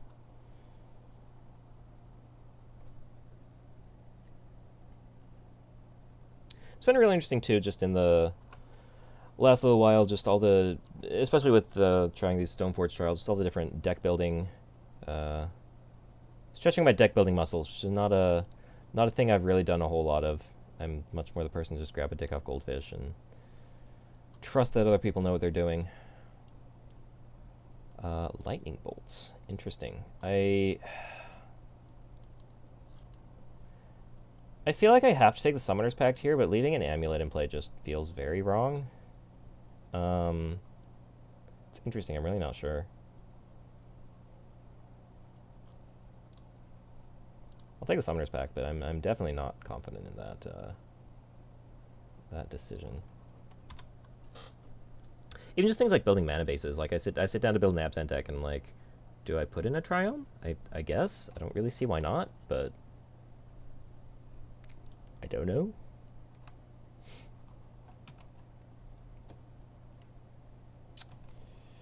Okay, so we got Stomping Ground, we got Amulet. Opponent's still with 2 bolts. We want another black, and just an Overgrown Tomb is fine.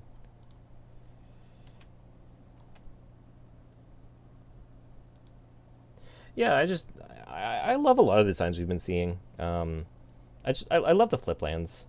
I just love a lot of stuff that Wizards has been coming out with recently. So in terms of design, I mean, you know, power level development, kind of another question, but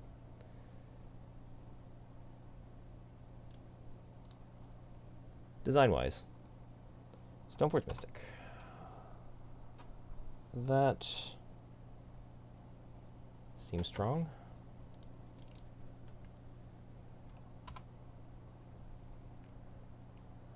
Really curious to see what their modal double face cards are going to be for the next 2 sets, because apparently they're coming out in all the sets this year.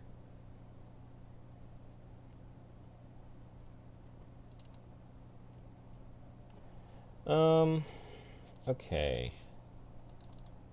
I think I play the Siege Rhino here. It seems best against Lightning Bolt. I don't really want to play Stoneforge into a pair of Lightning Bolts. I could also flashback Lingering Souls. I don't really have anything else to do with my mana. Getting a sword is kind of nice, because then I can pick down a bunch of these creatures, but I'm going to have a hard time getting anything through in the face of Lightning Bolt. So we're just going to attack with these spirits.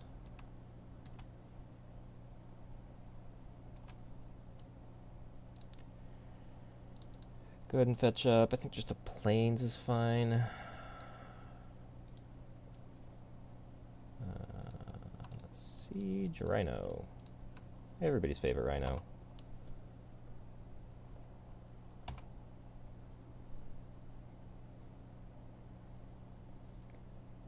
Wonder if our opponent spends double bolt killing a Rhino. Is that what they're about to do? They are about to do that, in fact. Okay. Okay. You got it. Opponent is empty-handed.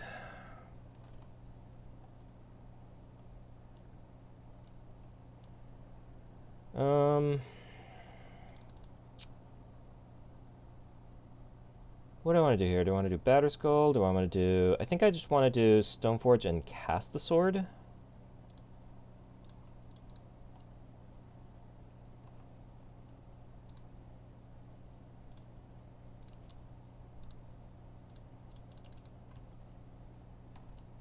And I can go ahead and get in here. Yeah.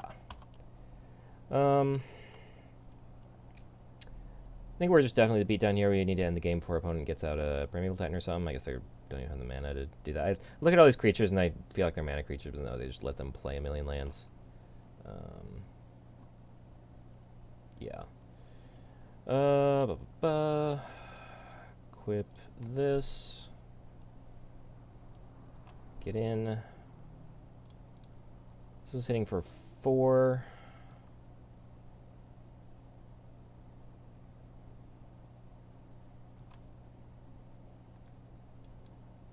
So if we put in Stoneforge this turn, next turn we can equip it to a spirit and hit for 3, 4, 5, 6, 10. So this is fine. So we can pick off a creature right now. I think Azusa. Does it matter? I guess Azusa represents the most scariness. And we're going to put this Batterskull in play, so I think we can just pass. Yeah. 3, 4, 5, 6, 10. Yeah.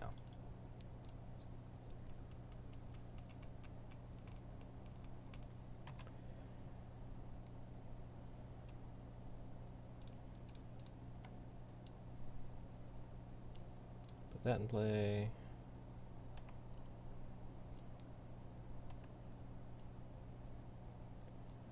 Guess this line is really weird for opponent. Drew a bolt or some other removal, but otherwise this should be lethal. Really don't know what amulet decks run, what their configurations look like nowadays. I feel like every time I see it, it looks strange. The Amulet Titan, the Amulet Titan deck I lost to last week had what's it called, like the Handwear Battlements, which I think they were running it without the other half of the meld card. It's the meld card with the land and the creature, but I think they were running it just as a land that gives haste, which I guess is better than the Boros one that they used to run. Yeah. In consideration for the other ones are instant speed drops. They're far from being able to make that matter. Yeah, I was trying to get that game done with ASAP. Fine. Which 2-drop do I value higher? It's an interesting question that I do not know the answer to. I guess Dark Confidant if I want a longer game, and Tarmogoyf if I want to be the beatdown, and I think I want to be the beatdown, so I guess it's Tarmogoyf. I'm actually not sure this Damping Sphere is... Not sure how useful this Damping Sphere is. I mean, it's good against the Ravnica Crews, obviously, but I don't feel like I've seen my opponent do too much with them. Not doing anything this turn anyway, so... it's just sort of a knee-jerk thing to bring in against Titan.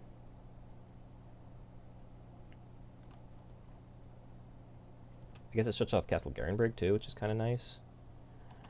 Okay, so what are we doing here? I guess Tarmogoyf is only a 1/2, so it's not actually going to be making a particularly fast clock, although I guess by the time it's attacking, we're playing Liliana and activating it.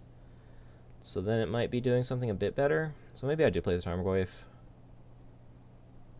Yeah, I think I've got several plays lined up for the next few turns, so I don't think I need to be worrying about a card advantage engine too much right now, and I do think we're the beat down, so I like playing the Tarmogoyf here.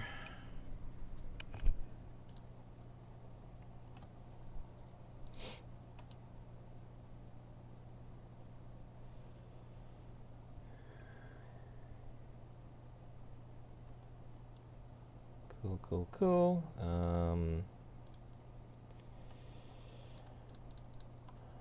Lily plus and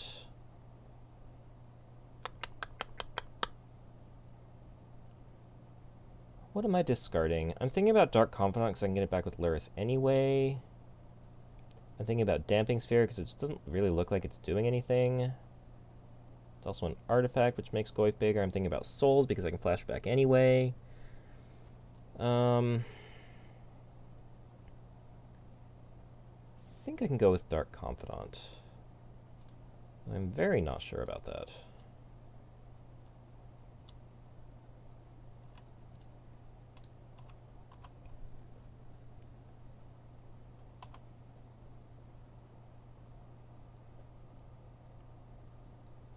One awkward thing about discarding Confidant is that it means I can't go Dark Confidant Damping Sphere next turn. I only have one spell up.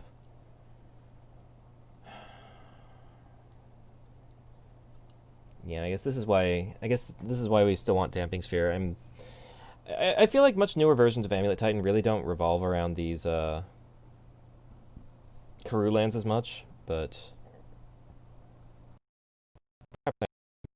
do rely on it just as much as they always used to. Yep. I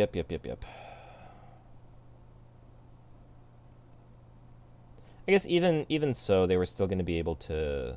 Actually, no, this was only 5 mana.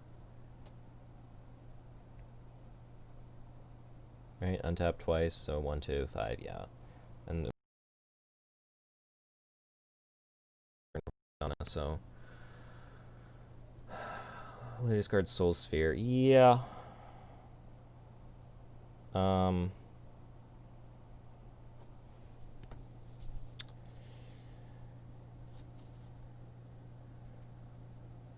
Yeah, I mean, it's not clear. Like, from this point, it's just not really clear what I'm doing to win the game. Like, my opponent has a Primeval Titan in play. I think, did I bring Paths in? I didn't even bring Paths in.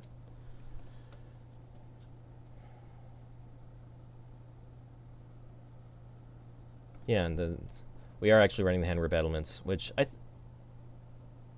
I would imagine this deck just doesn't even run a Handwear Garrison. I think it's just for the haste mode, which is really intriguing to me. It's just funny to me that that's like apparently the right thing.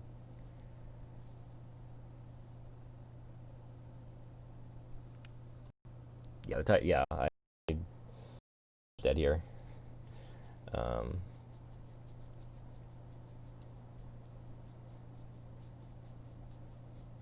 It's also interesting to me just how much the Dryad has like made this deck evolve. Like, you're running Valakut in a deck, and I think this mountains.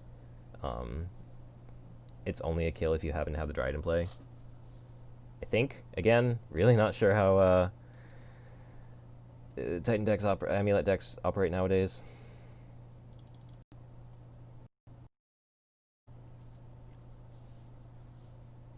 I don't really feel like this is a great matchup for us anyway. Apart from discard, I just really don't feel like we're doing anything in this matchup.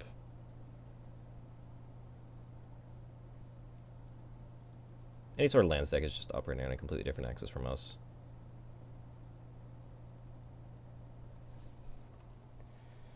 Like, do I even play Damping Sphere here? They have 1, 2, 3, 4, 5, 6 mana. Just almost doesn't even seem worthwhile. I don't know what else we could possibly be doing. We can play Lingering Souls. Hooray! Yeah, Sphere's dead.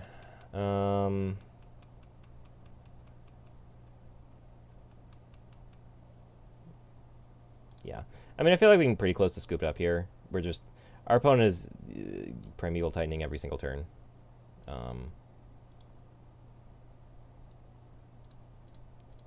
I'll play it out for science, but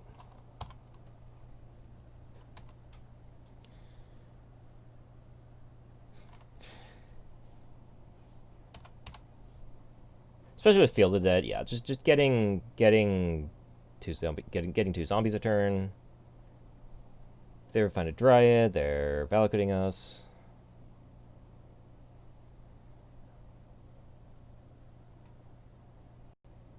Like, this really makes me wonder if it's even, like, reasonable to bring in the matchup. Because even these Karoo lands are still... I guess they have 2 amulets in play, which is why it makes it a big shot of mana.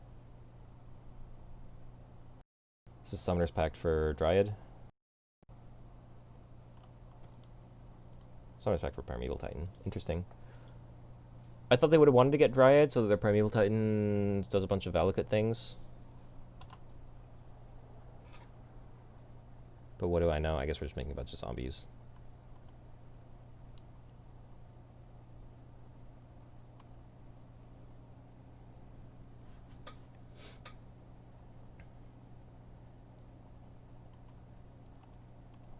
It's funny, I've been trying to guess at lines that Amulet takes a bunch, and I always get it wrong.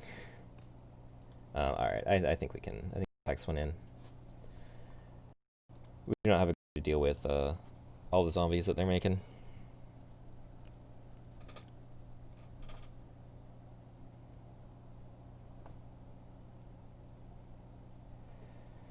Alright, 2-2, playing for the winning. Stoneforge, doing okay. Don't have too much to complain about. I feel like she's been useful. I feel like more than Stoneforge, it's just been I feel like Dark Confidence done a lot for us, just getting us ahead. Overall, I'm liking it. Sand seems fine. Got some discard. Got a pair of Tarmogoyfs. Should hopefully be able to grow these Goyfs nice and large.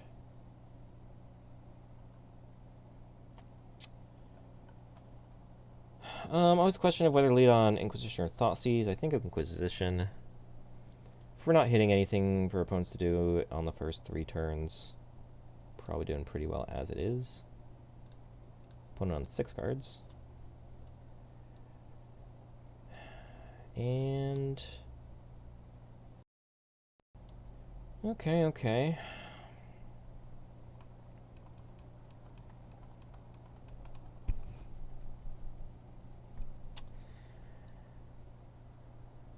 I want to take this Hex Drinker. I feel like this Hex Drinker actually just gets bigger than our Goyfs pretty quickly. That Lurrus is going to be a problem in the long term, though. But so is the Hex Drinker. I don't have a way to deal with the Hex Drinker. I think I just have to take that. Which is very awkward. I really want to take that and Lurrus. Now I expect our Thoughtseize to get stripped. Because our opponent only has the 1 land. So maybe a little ways off being able to deploy a Lurrus.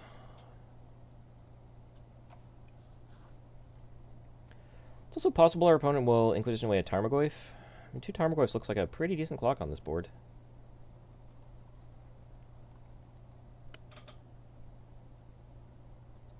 Actually, really not sure what they take here. Nope, they take the Thoughtseize. Well, our Goyfs are 4/5s. 4/5s? Artifact, sorcery, creature, no instant. I put a bubble. Got a second bubble. Okay. Our opponent's going to draw a few cards here.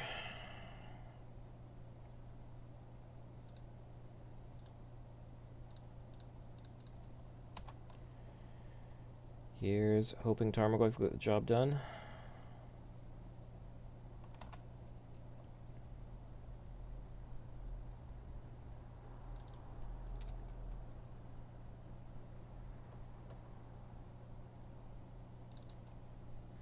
Probably want to save one of these fetch lands in case we draw a push for the Lurrus. Do not have a lot of outs to resolve Lurrus, surprisingly. We have Fatal Push along with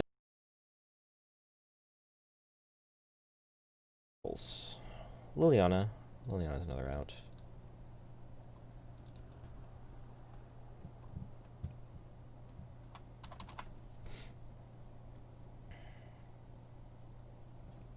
Yes, yes, yes, yes. Draw your card.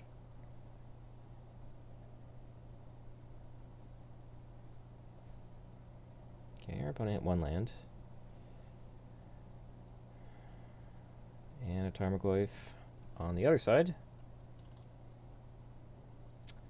Alright, we're going to need some help here.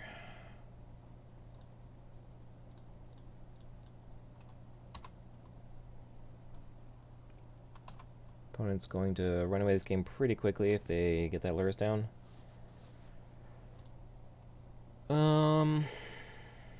Let's see. Yep, there's the 3rd land.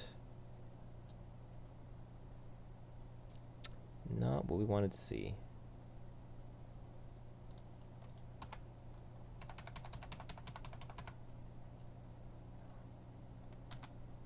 Yep. You have a card advantage engine, sir.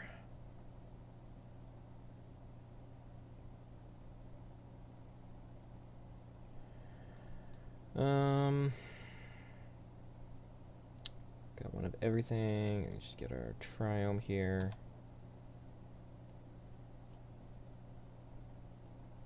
Actually, I wonder if we shouldn't be getting the Triome so we can potentially draw it and cycle it later. It's probably actually better.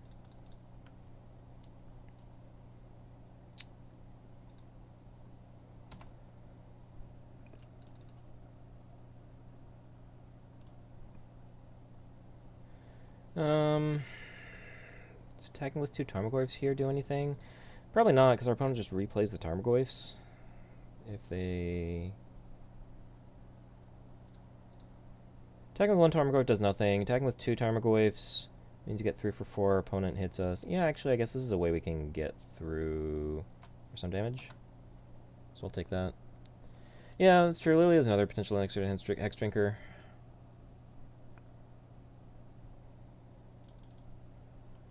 This is a game where we can usefully say that didn't work. Let's try something else. Yeah.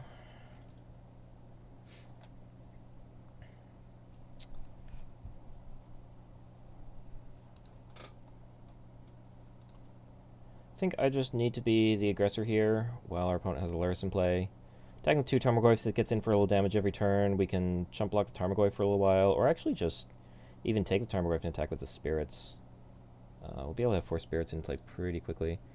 Would opponent have gotten in pumping the Hex Drinker? I don't really know. I don't know. I might just be a little scared because I have gotten got by a unkillable Hex Drinker in the last few streams. So I might just be overvaluing that. Yeah, I was just worried that we weren't going to be able to do anything. I mean, Hex Drinker becomes a 4/4 pretty quickly. And maybe this is also just me showing my inexperience with Tarmogoyf, but I wasn't really sure if our Goyfs were going to be able to grow to be able to attack through the Hex Drinker fast enough. I guess another consideration is this, that Lurrus just gets back the Hex Drinker too.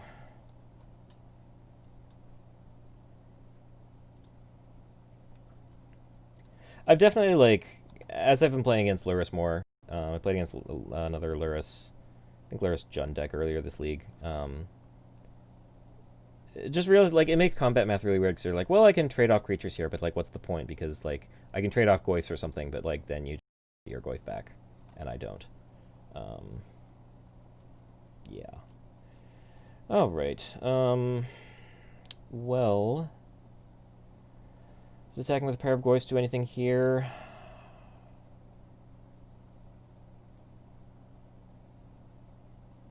I think it's actually okay. It just leaves us pretty vulnerable on the backswing. I mean, if we're trading, like, Goyf for Goyf... Well, again, that's not great because they just replay with Lurrus. So yeah, actually, I really don't want to be trading. Just gonna play out Spirits and try to get in with the Spirits. Maybe between Spirits and Dark Confidant, we'll be able to get something going here.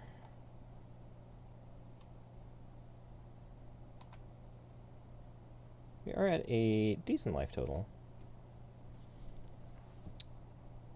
But our opponent with all the card advantage in the world. And a pretty serious snake.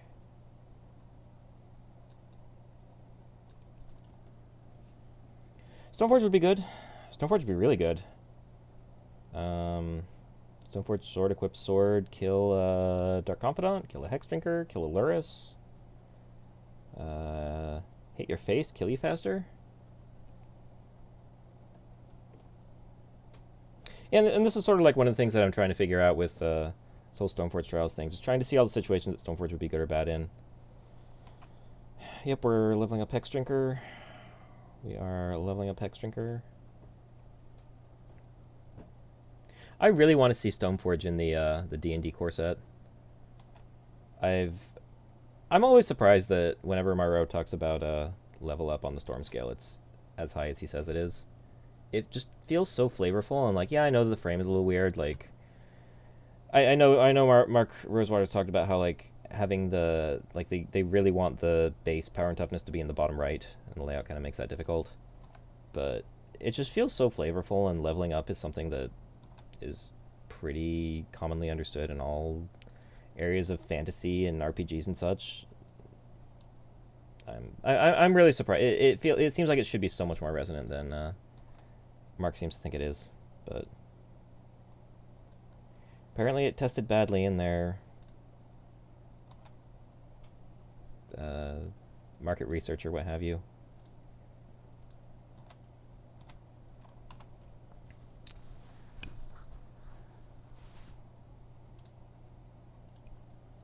Yeah, I love Level Up too. It just feels like there's so much design space with it. I'm sure there's just a million great designs that you can keep making out of it. Our opponent not taking damage off Dark Confidant, unfortunately. So if we hit Sword of Fire and Ice, or actually if we hit Stoneforge Mystic, we can do it all in one turn because we'll have Marsh Flats. If we hit Stoneforge Mystic or Sword of Fire and Ice, we can get Sword, equip Sword, hit our opponent for 6 to 1, and hope Dark Confidant spin kills them. That is an out. 4 mana gets us up to level 8. So we're dead pretty quickly, although I don't think our opponent can attack us too profitably with anything besides the Hex Drinker. So we might actually be able to steal this game off the spirits.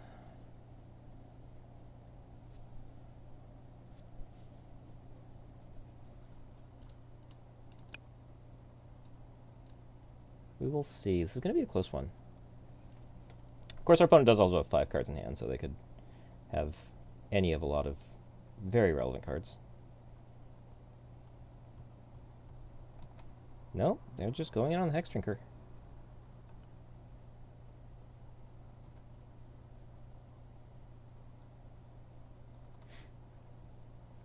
I guess Luris also has lifelink, so that's something that can really throw the combat math off. Is Mishra's Bubble a reasonable cube card if Emery and Luris are in?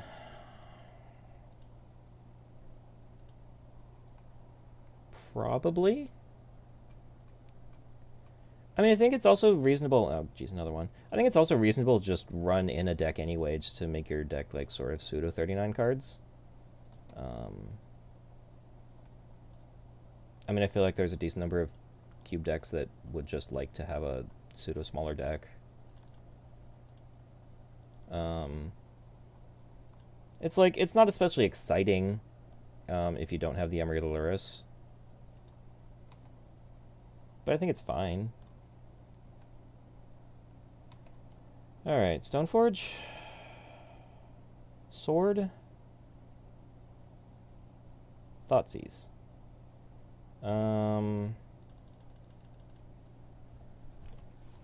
Do I want to cast a Thoughtseize? I feel like I don't want to take the 2 damage. So what's going to happen next turn? We're taking 6 off the Hex Drinker to 4. We have 2 blockers in theory, although we have 3 blockers with the Shambling Vents.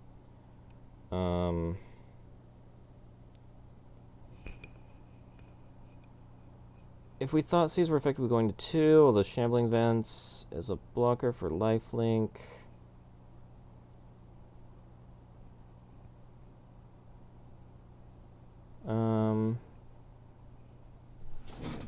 Okay, let's think about this. As it stands, this is getting through for 6. If we attack with all the spirits, we go Tarmogoyf on Tarmogoyf, Shambling Vent on Dark Confidant, Tarmogoyf on Lurrus. No, I think we need to block the Hex Drinker, because this Hex Drinker can be level 6, which is a 4/4. So we take 6, chump here, bounce here, block here. We're gaining 2 and taking 2. So in theory, we're alive. If our opponent has no removal. I don't think we can afford to play our removal. So yeah, I think we actually do Thoughtseize here.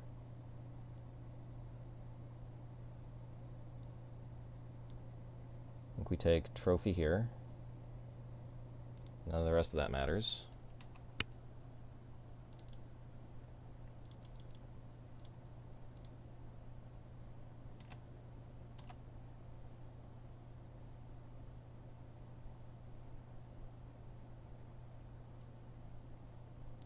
And on the surface, well, there's also the Lurrus lifelink that also throws things off again.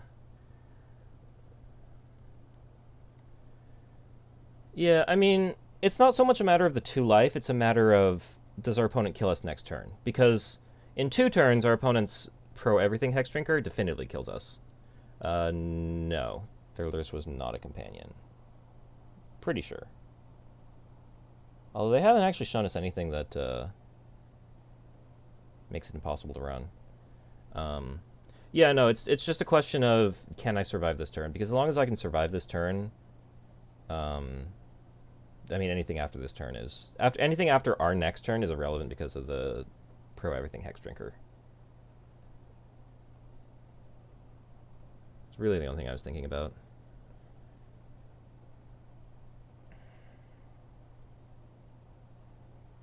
As it stands... I mean, I think our opponent has to see that they have to attack with the Lurrus, which I assume they're going to do anyway. And then it's just put our opponent to... because they're going to gain 3, we're going to put our opponent to 2 and hope they kill themselves off their Dark Confidant, or hope that we draw something relevant. That Verdant Catacombs represents getting their Hex Drinker to level 7, which is not 8.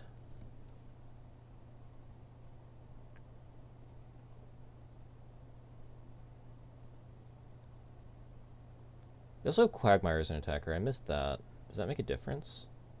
That might actually make a difference. Because then this is block, block, block.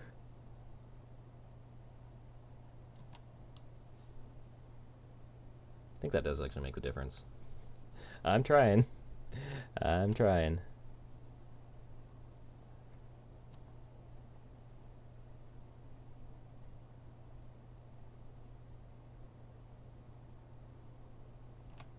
Yeah, I missed the Hissing Quagmire. I think that's going to be the difference.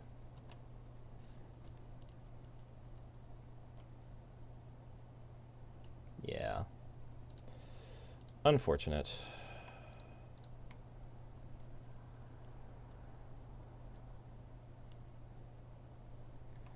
Because you have to block this, you have to block this, and we're taking 10 and going up to 10. Yep.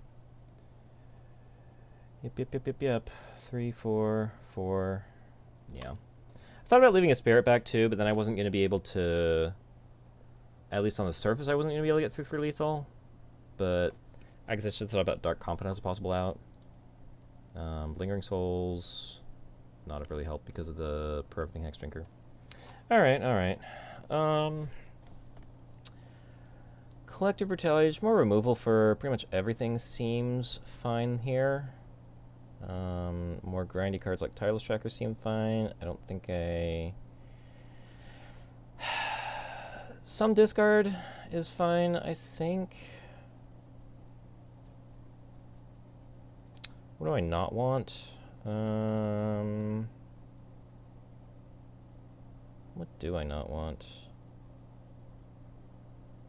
Maybe the Brutalities are not good enough.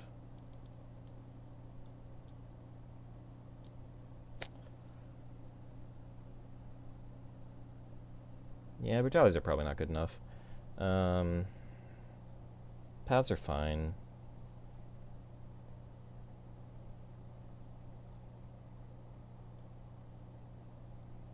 Maybe I cut down on Tarmogoyfs?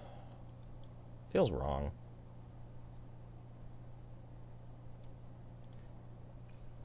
Could also maybe be shutting down, cutting down a bit on Stoneforge. This emote only accepts backslash.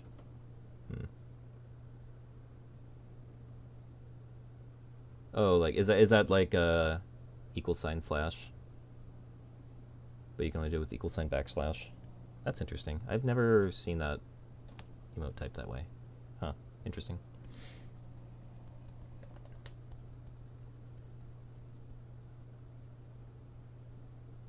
Yeah, that's always the way I type that one.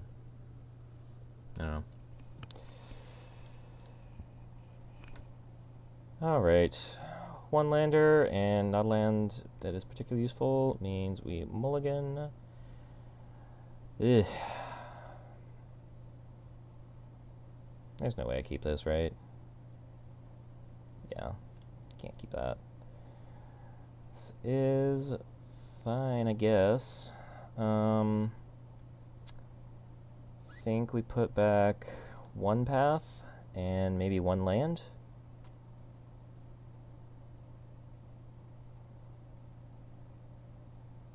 Yeah, I think we put back a land. Put in Verdant Catacombs, fetch up our Triome.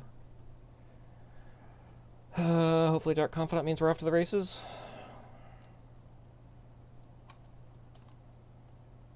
Or perhaps not. Let me just go ahead and get this now. Get F6 value.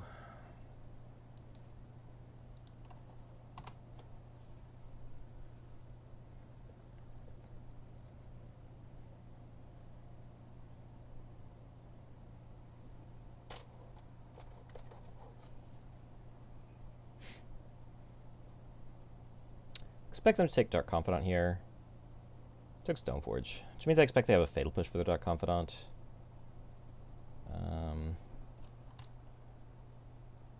Yeah, we'll still play the Dark Confidant, but is there any way it's correct to not play the Dark Confidant? Probably not.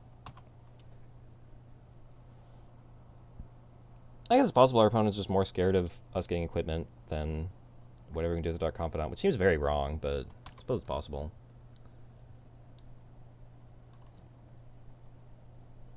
Yeah, I mean, I don't know, it reads very swampy to me. I guess swamps sort of inherently feel like they have water in them, which makes it seem kind of blue. I don't know. It's actually kind of interesting. I never thought about that before. Like, swamps are inherently watery. I don't know. Yeah, Stoneforge is nice. I think to get the Batter Skull here. I'm really often not sure what to be getting with Stoneforge. I'm getting Batter Skull here because a sword doesn't really do anything if our Stoneforge dies, but like Batter Skull is also not doing anything if Stoneforge dies. Yeah. I mean, as it turns out, they did have the answer, but Golgari Charm. I have not seen Dex run that for a while. Fatal Push, yeah. I'll just fetch something out here. I want another black and I guess white. And yeah, you got my Stoneforge.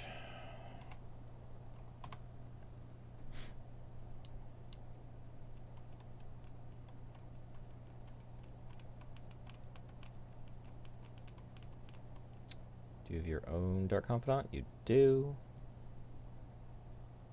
Fortunately, I can at least answer one thing. Ooh. That could work out well.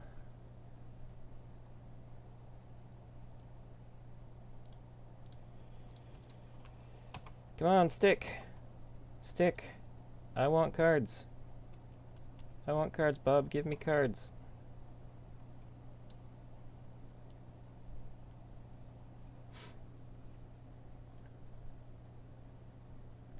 Another one? Jeez. Opponent really doesn't like token decks.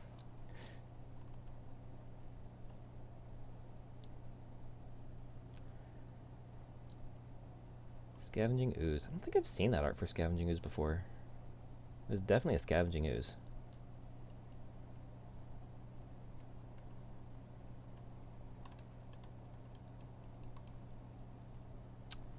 Opponent's down to 1 card, so we're kind of even things up here.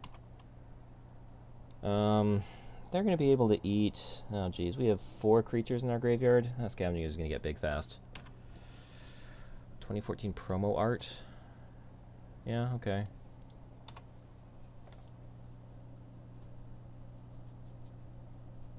I might actually have a... thought I had one of those cards. Do I have one of those cards with that art? I don't know where my Kiki Cord deck went. I'll check some other time, maybe. But I was walking down the street one day and like literally found a pack, like one of those promo packs on the ground. It was by my LGS, so it like made some sense. But I literally found a Scavenging Ooze in the street. It was really funny. But yeah, I use that Scavenging Ooze in my Kiki Cord deck to this day. It wasn't in the gutter. It was like on the sidewalk, but like gutter grime. Sure. Yeah. No, I thought that was hilarious. I should not have 6 so I can fetch here. My opponent does know my last card, so whatever. Put that in tapped, F6. Nurturing Peatland. I'm surprised that these Horizon lands or Canopy lands or whatever people call them now are not. I mean, they see a little bit of play, but I'm surprised they don't see more. Honestly, they seem extremely good to me.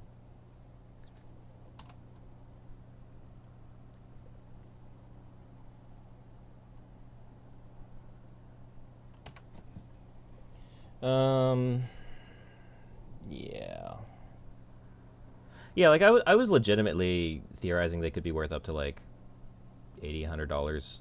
Like I really, part of that was like I wasn't really sure how how big the print run on Modern Horizon was, but I figured that like every other card that they would be printing in like that has already been in Modern, even down to like Tarmogoyf, was like, you know, at least it was in a standard legal set, even if, you know, years ago they were shorter, or the print runs were smaller, and they obviously didn't have enough to fill the demand that Modern has for like Tarmogoyf.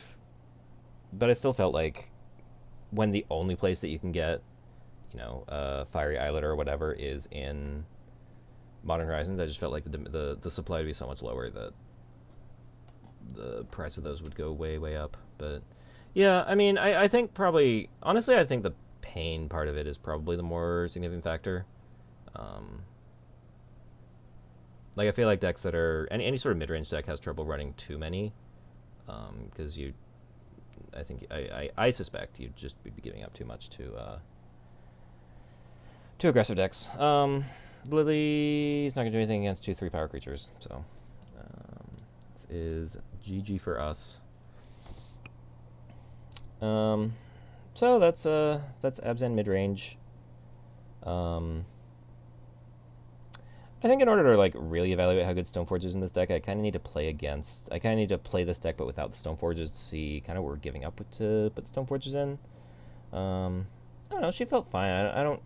I never felt like we were giving up equity because of Stoneforge, but then again, I also don't really have a good benchmark comparison. So maybe I'll have to try out some just regular old Abzan, see how that feels. But for now, that's Abzan mid-range version of Stoneforge Mystics, of the Stoneforge Trials. We'll check back in later and see what else we've got on the Stoneforge Trials, so hope you'll check that out.